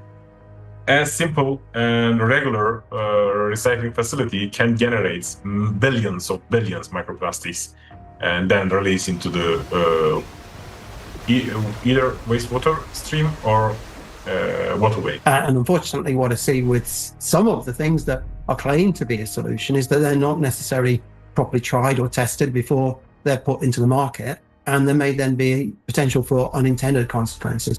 Pyrolysis. At first glance, it looks like a technological miracle. We take plastic waste, heat it to 800 degrees Celsius without oxygen, and obtain fuel. Instead of piles of garbage, we get gas, liquid, and a small carbon residue. Sounds promising, doesn't it? But this technology has a flip side, an invisible and far more dangerous one. During high temperature decomposition, plastic does not simply disappear. Pyrolysis is accompanied by emissions of dioxins and furans, some of the most toxic substances on the planet. They are carcinogenic, disrupt the endocrine system, and can accumulate in human tissues. They are hazardous even at low concentrations. Even if you manage to obtain 600 liters of liquid fuel from 1 ton of plastics, the price of such fuel is a threat to human health and life. By relying on such disposal methods, we're only accelerating the transformation of plastics into an invisible, yet far more dangerous form. Let me remind you that the amount of micro and nanoplastics present in the ocean alone is already more than enough to destroy our entire biospheres, including the humankind 3 times over. Meanwhile, microplastics continue to disintegrate, generating vast amounts of nanoplastics. Recall Dr. Kenner's example. A single microplastic particle can fragment into billions of nanoparticles. And with countless microplastics already present everywhere, constantly breaking down into even smaller fragments, this process is driving the destruction of humanity and of everything around us. Today, many people have started turning this crisis into a business, inventing all sorts of methods that supposedly remove microplastic from the body. And people are willing to pay large sums for these treatments. But the real question is, do they actually work? False hope. Today, in healthcare and even in some scientific circles, there's growing discussion about alleged methods to cleanse the human body of microplastics. A variety of approaches are being promoted, including plasmapheresis, hemosorption, mechanical filtration devices, dietary adsorbents, and so-called natural supplements claiming to detoxify the body. At first glance, it all sounds reasonable. If there's something toxic in the body, it should be removed. But the truth is that these methods don't actually solve the problem. I don't think any scientifically proven techniques exist to filter out the micro nanoplastic from the blood. It gets deposited in the organs themselves, which is not really something you can filter out by sending the blood to some filtration machine. Nanoplastics have already penetrated inside human cells. They are not just circulating in the bloodstream like an unwelcome guest you can simply escort out. They have become part of the body's internal environment. Yes, we can cleanse the blood with sorbents or filter plasma. But how effective can such procedures truly be? We started this plastic production and the usage of these materials, which have a lot of, positive effects. That we in the hospital, I just, when I look around in my, daily work environment, I guess that 80% of everything I touch in the hospital is of plastic, starting with my gloves. And probably 80-90% of the machine itself is made of the plastic. And that's a very important point for healthcare. What's more, the very solutions used for blood purification procedures also contain plastics. When you get sick, you are going to a hospital, you probably will go to the hospital for treatment, and then they will give you some solutions, some infusions, like they will put something inside your vein, and then they transfer some liquid from plastic package to your blood system. So those intravenous solutions has at least 62 microplastic particles per liter. So this is direct transfer, exposure, microplastic to human system, blood system. So we end up with a paradox. We are using plastics to try to eliminate the consequences of plastics. Such procedures may indeed reduce the overall toxic load, but they don't address the core issue. They don't extract plastic from cells, don't neutralize its electrostatic charge, don't restore disrupted signaling pathways, and don't protect the brain, immune system, or mitochondria. An individual has every right to try such methods. It is their personal choice, but it's important not to harbor illusions. Those procedures will not restore lost health. Moreover, plastic isn't just a material used for packaging and household goods. It is the backbone of modern industry, healthcare, transportation, electronics, construction, and even space technology. It's the second most common material on Earth after concrete, so it's extremely widespread. I think going forward, it's going to be really important that we retain the important uses of plastic, because plastics are not here the enemy. It's not a treaty about not producing plastics. It's a treaty about ending plastic pollution, not ending the production of plastics. And plastics have the potential to bring clear societal benefit. That is why the main goal today isn't to stop plastic production, but to find ways to reduce the impact of micro and nanoplastics on human health and the environment.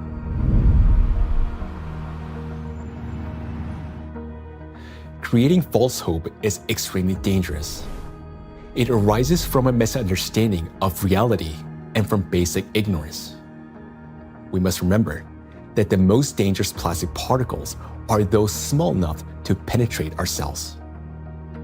And once micro and nanoplastics enter our cells, they cannot be filtered out or removed. They become part of the body and slowly destroy us from within. The most serious problem is that we have no control over how much of this material enters us.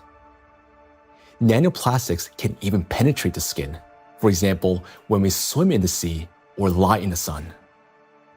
And what can we do about nanoplastics that, once inhaled, travel directly to the brain and begin destroying neurons? Nanoplastics are among the most dangerous substances for the biosphere and for all life, including humanity.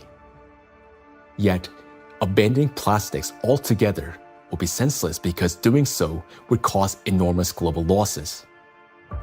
Synthetic polymers, including plastics, form the backbone of countless modern industries, from medicine and nanotechnology to flexible electronics, neuromorphic hardware for AI, aerospace structures, automotive manufacturing and construction. Their versatility, ease of shaping and processing, compatibility with other nanomaterials, and scalability have made them the foundation of our modern progress. The solution, therefore, is not to eliminate plastics, but to ensure that they no longer threaten life.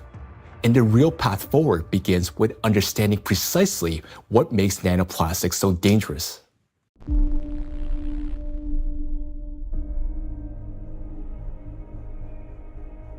Now, we already know that electrostatic charge is the basis for their destructive power. It is this charge that allows plastic particles to cling to membranes, cross biological barriers, including the brain, bind to proteins, and interfere with genetic processes. The charge transforms plastic from something inert into a tiny, yet powerful destructive force within the biosphere and humankind. Understanding this, the scientific group of ALLATRA was the first to propose a strategic direction, that is, to deprive nanoplastics of their ability to accumulate and retain electric charge. Note that countless nanoparticles exist around us, yet most do not penetrate or destroy our cells. Only plastics do because of their electrolyte behavior. Thus, if we can eliminate this property, then we can turn micro nanoplastics into inert and harmless particles that no longer pose danger to us or to the biosphere. Now, how did the scientific group of ALLATRA come to understand this and become the first to propose a solution? The answer goes back many years and to the work of Dr. Igor Danilov, a vertebrologist and researcher who spent many years studying spinal diseases. Over 20 years ago, he was actively engaged in scientific research focused on investigating degenerative processes in intervertebral discs. His work included a comprehensive experimental and clinical study to understand morphological and biochemical changes occurring in the nucleus pulposus, intercellular substance, and cartilaginous tissue of intervertebral discs. While studying cellular processes, Dr. Danilov focused on immune regulation and pathological reactions that could trigger cell degeneration. He noted that mitochondrial dysfunction was one of the main drivers of these changes, and this insight became the starting point for investigating what might be disrupting cellular function. Dr. Danilov frequently visited specialized laboratories, and in the course of detailed analyses, he found foreign particles inside the cells, which he later identified as plastic.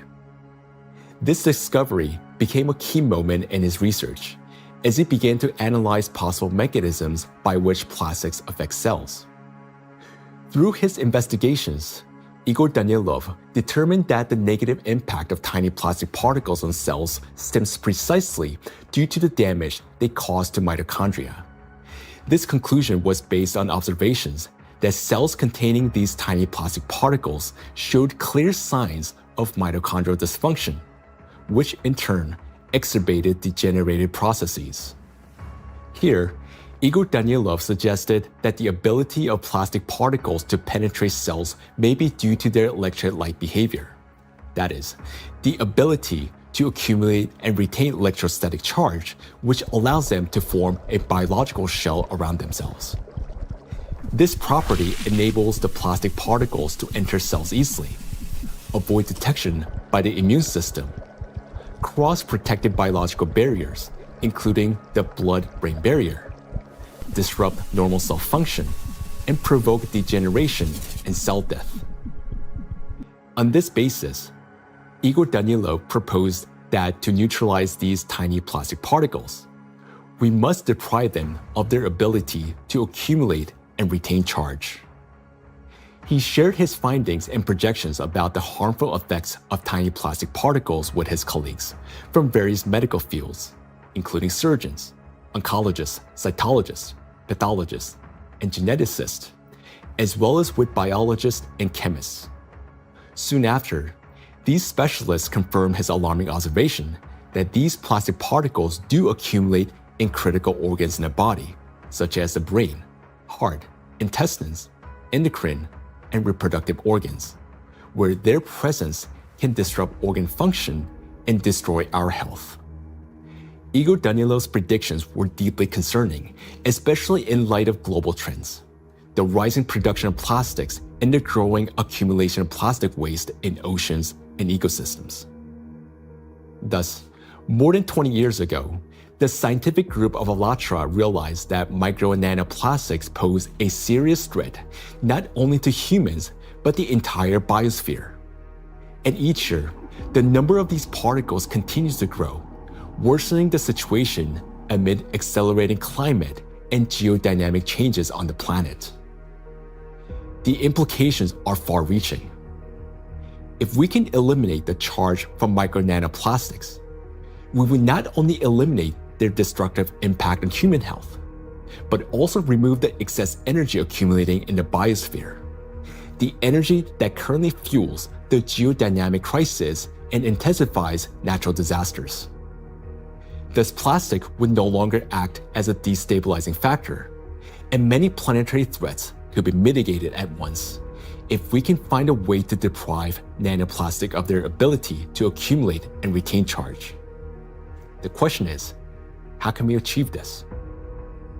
Well, let's be honest. This task is extremely difficult.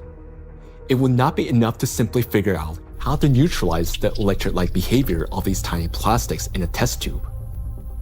We must learn how to achieve this for every micro and nanoplastic particles already present in the biosphere, including those inside a human body, and do so without harming people or nature. Given the unprecedented scale of this challenge, solving it will require collaboration among experts across many disciplines: biophysics, nanotechnology, molecular toxicology, material science, and medicine. Plastic pollution is not a narrow environmental issue. It's a systemic global challenge that affects health, safety, natural resources, the stability of our civilization, and life itself. 20 years ago, the scientific group of ALLATRA already recognized the danger of micro and nanoplastics and identified the underlying principle of how they could be neutralized. But to this day, we haven't found a way to achieve it. That is why ALLATRA calls for unification of the world's scientific potential, a message that is unfortunately often misunderstood. Uniting scientists doesn't mean locking them all in one giant laboratory until they find a solution. Rather, it means fostering open international collaboration where experts from different fields freely share knowledge and work together toward a common goal.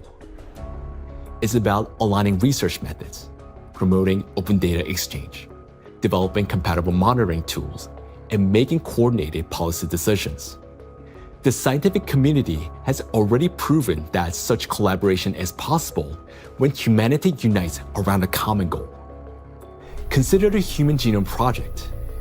Hundreds of institutions across dozens of countries, operating under unified data standards, achieved a breakthrough that transformed the course of science and medicine. In the same way, addressing the plastic crisis will require global cooperation, a collective effort to protect both ourselves and our planet. The ALLATRA International Public Movement actively supports the initiative of Pope Francis, Laudato Si, which seeks to raise the awareness of the importance of protecting our common home, the planet Earth. It is very important to emphasize that Laudato Si is far more than just a call to care for nature. It is a practical and scientifically grounded guide, a roadmap for transforming our world and creating a better world for future generations. The encyclical provides a clear direction toward a sustainable future, uniting ecology, climate justice, and humanity's shared responsibility for protecting our common home. The ALLATRA movement, fully embracing these principles, views Laudato Si as a powerful catalyst for global cooperation in addressing environmental and social challenges and preserving the delicate balance of our planet. Cardinal Peter Turkson, the Chancellor of the Pontifical Academy of Sciences, is widely recognized for his dedicated work in ecology and social justice. Thanks to his educational efforts and tireless advocacy, the encyclical is widely disseminated worldwide as a practical guide for safeguarding our planet. It is a great honor for us to introduce Cardinal Peter Turkson, who will speak about the efforts being made to promote the encyclical Laudato Si and to put its principles into practice. So, question is, how can we get Laudato Si to be widely read? Of course, it's a book that is there. I have presented it at the United Nations. I presented it at UNESCO in Paris. I presented it at Davos World Economic Forum. So I've talked about Laudato Si in several environments. I've also had a chance to present it even in university groups. Ohio State was the first group that wanted to hear about Laudato Si. And since then, I've been in Dayton, I've been in San Diego. And therefore, to get Laudato Si well known, we decided to create what we call Laudato Si Action Platform, which identified, in fact, 7 actors of Laudato Si.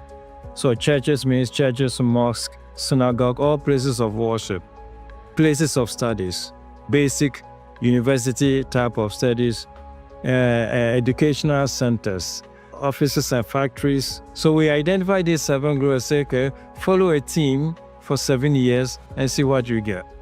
Okay, all of that was to popularize the content of the encyclical Laudato Si and to encourage and enable people to put it into action or practice. So it's not just something written, but something that's actionable. And 10 years now, okay, this is 2025. Laudato Si was published in 2015.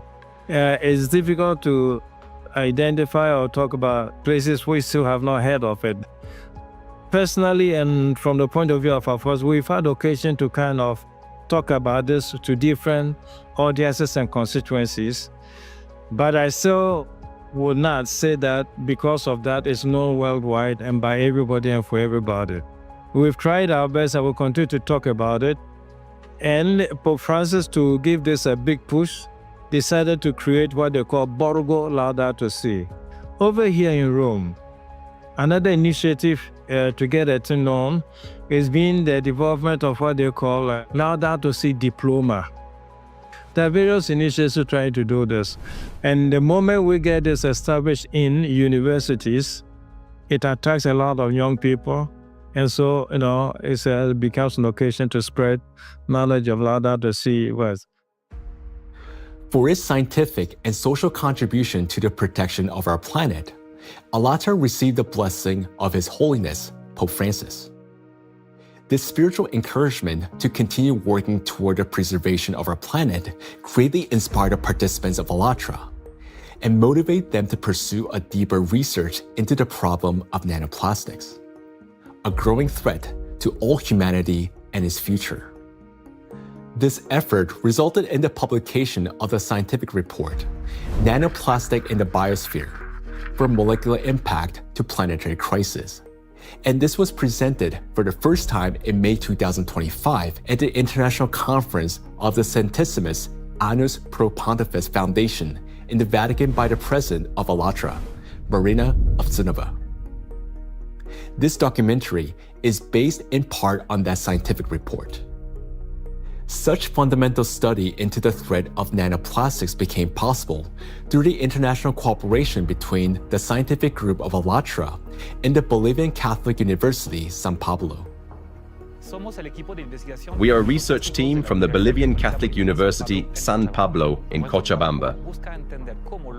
Our work seeks to understand how micro and nanoplastics circulate through our environmental matrices, how they interact with other pollutants, and what implications this has for human health and the biosphere.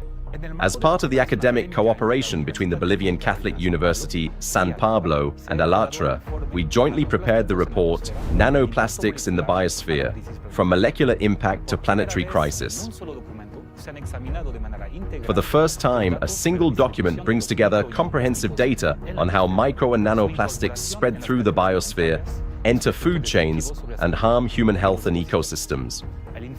The report is the result of an extensive interdisciplinary analysis that encompasses ecological, climatic, medical, physical, and chemical aspects of the harmful impact that micro and nanoplastics exert on the biosphere and human health.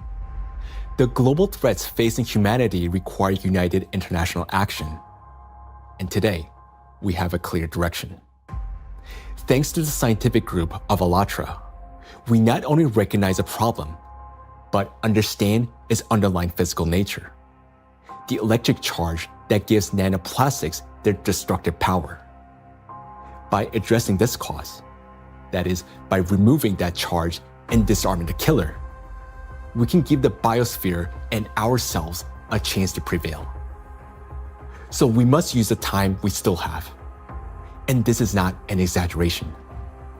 Our cognitive abilities are rapidly declining, and this is serious. It is a result of nanoplastics accumulating in our brains. You may already notice it in yourself and those close to you. Unless we act, it will only worsen year after year. And now, you will learn why. The age of intellectual extinction.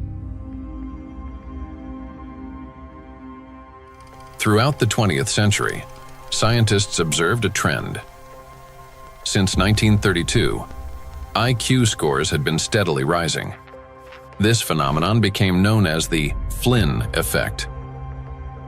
However, among generations born after the 1970s, the rise in IQ has reversed to a gradual decline.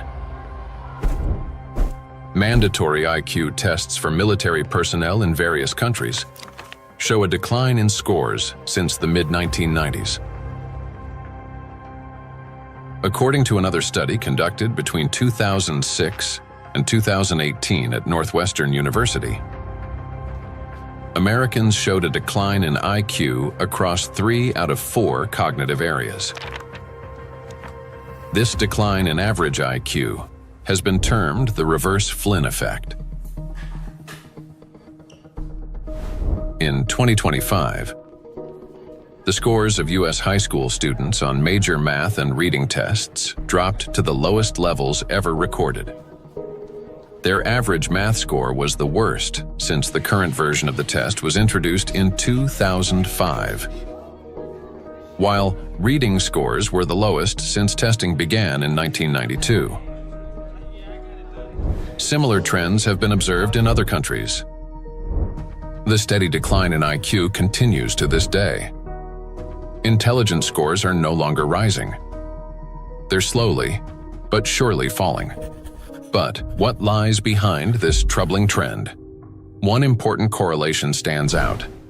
The decline in average IQ coincides with the exponential rise in plastic production and pollution.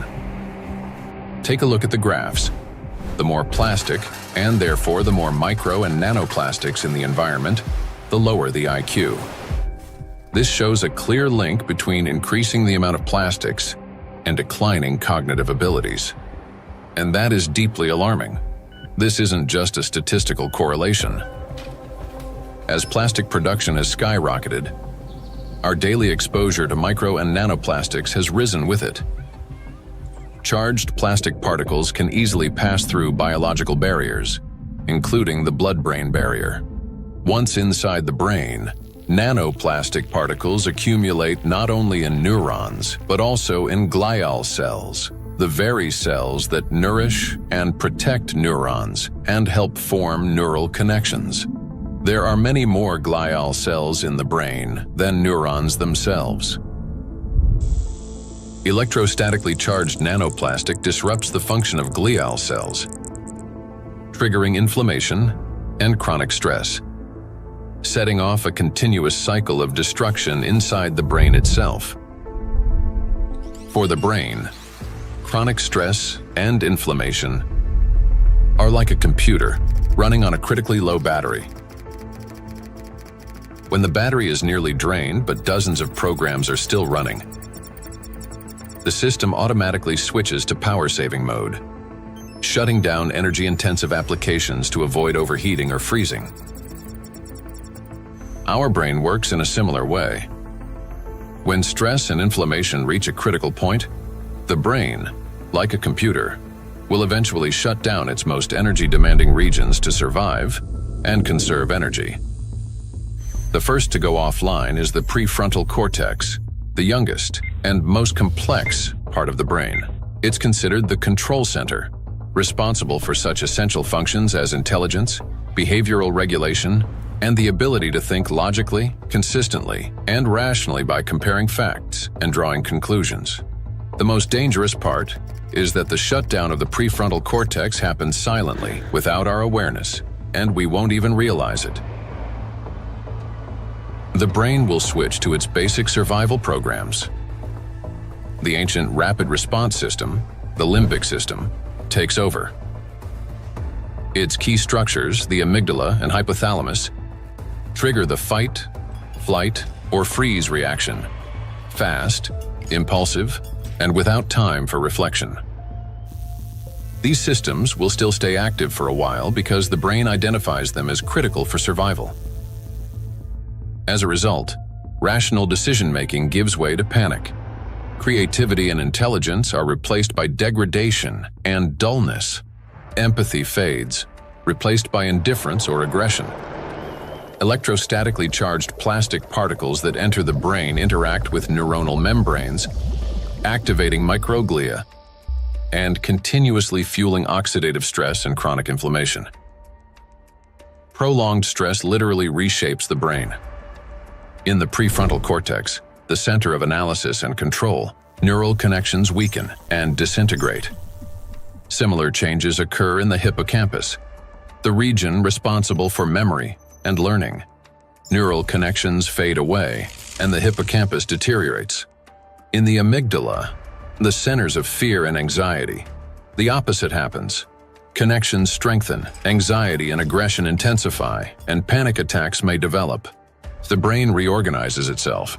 Instead of thinking and analyzing, it starts operating on instincts. In doing so, it loses the ability to recognize real danger and respond appropriately. This isn't a temporary reaction. It's a fundamental restructuring of the brain. The capacity for learning, cooperation, and rational decision-making declines.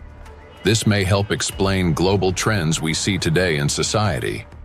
A decline in average intelligence, a rise in anxiety and depression, an increase in aggression, impulsivity, and issues in social relationships.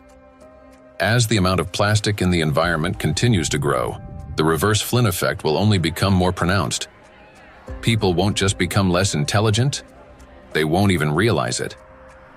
They'll become captives of a reality distorted by their own brains. As a result, humanity will lose the ability to perceive the world, events, and even obvious threats adequately. They'll no longer be able to connect facts logically, and therefore will lose the ability to make sound decisions. That will mark the end of human thinking. Our cognitive decline is already underway. This is not a prediction, but reality. Plastics are making us less intelligent and less capable of responding to crises. They're damaging the regions of the brain that are responsible for memory, attention, problem-solving, and creativity.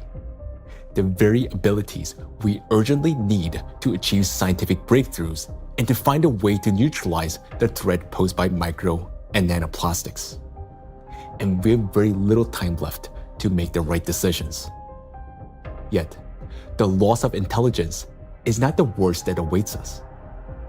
Prolonged exposure to micro nanoplastics and their accumulation in the brain that leads to gradual failure of even our most basic survival functions. In other words, we risk losing not only our ability to think, but our very ability to live. And if that sounds like an exaggeration, consider the bees. Because their body mass is much smaller, the concentration of plastics in their brains is much higher. They already live in the world that we are now rapidly entering. Microplastic can enter a bee's body through its thin cuticle, or along with food. And within just 72 hours, it reaches the brain. From there, as in humans, it triggers synaptic damage, neuroinflammation, cell death, and neurotransmitter disruption. The bee loses body mass, its metabolism slows, and its immunity weakens. Its sense of smell, memory, and navigation begin to deteriorate, and bees stop recognizing their own colony and can no longer find their way back to the hive. With prolonged exposure to nanoplastic, the damage becomes fatal. The bee's nervous system collapses under the strain, and some simply drop dead in mid-flight. Look at this photo. You can see the brain of a bee that has been penetrated by nanoplastics. This amount of nanoplastics was enough to cause serious cognitive impairment in the bee. What is a critical point beyond which, like the bee, we stop recognizing the world around us and die on our way home? If nothing changes, this is a future that awaits us. It's also important to acknowledge that there is no safe level of these chemicals in the body. So while the manifestation may take time at a lower doses, it is not immune, that at lower dose it's safe to have that. And why is it important? I think it's important for so many reasons, because as soon as we define the threshold, various special interest groups would argue to keep micro nanoplastic concentration below that level, whether it's in soil or in water or whatever that is. And what does that mean?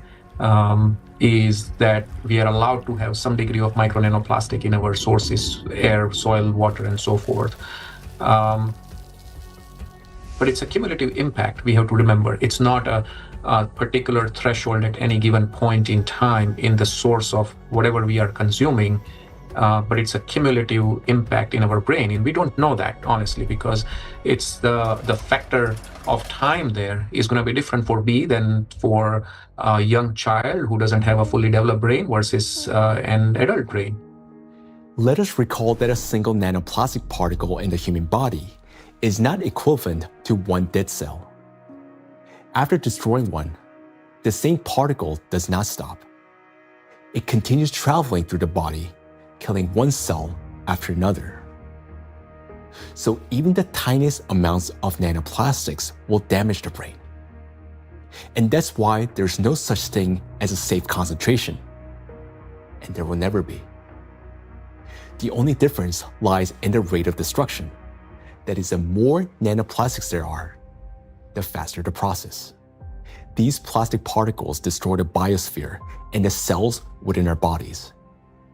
They damage organelles and biomolecules, including mitochondria and DNA, leading to reduced energy production, genetic mutation, the breakdown of neural connections, and the disruption of brain signals that regulate our organs and vital functions. All of this happens imperceptibly as we go about our daily lives. Yet, inside the brain, a silent systemic destruction is already underway. The question is, will we as humanity recognize the full scale of this threat in time and find a way to strip micro and nanoplastics of their ability to accumulate and retain electric charge?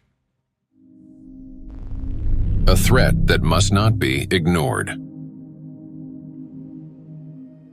The more I've learned about nanoplastics and how widespread they are and their harmful biologic effects, the more I am really concerned about just exactly what's going on, how much it's going to affect now us and future generations, and it's very sobering. And I think it's very important that people need to understand that it's maybe not a big, plastic part which is out there somewhere, but it's the breakdown of those particles, even smaller, of these products, in all the time smaller particles, which is then the big danger for us, and that is, I think, something which needs to go into the head of people, because then and in their minds, so they understand that this is might be an avalanche which just comes down the road, but it will come. Or might come, if we don't do anything about it. So that's my point here. So we can't just leave it like that, The most frightening aspect is that nanoplastics interfere with the most fundamental processes of life. Their electrostatic charge breaks bonds, distorts bioelectric signals, and destroys the harmony that exists between cells and entire organisms. It also disrupts the impulse of life, the signal that links a bee to a flower, a tree to the forest, a neuron to the brain. It silences rhythms that have resonated in unison for centuries. This is a threat that cannot wait. It must be confronted now. It is a matter of survival. We can do as much, research and scientific community does whatever it does, but until this alarm goes to the public, nothing will change, right? It's not a science problem anymore. Science has clearly shown what it wanted to show. Maybe there will be 10 more studies in the next few years, right? And then what, right? Until we change, and this change is based on the public opinion. I want to leave something which is, our legacy should be habitable by our future generations. And that's the pure purpose we all have in common. If we can connect to our own health, I think that is way more powerful and more appealing for all of us to collectively act on this together. I think that's a very important point. And I think at a societal level, we all have to incorporate the other dimension beyond, in our balance sheets, beyond the dollars and pounds and euros and rupees, right, is the health, the impact on the health. And I think that has to be a part of the balance sheet, because what are we making money for if we can't survive or have a good quality of life?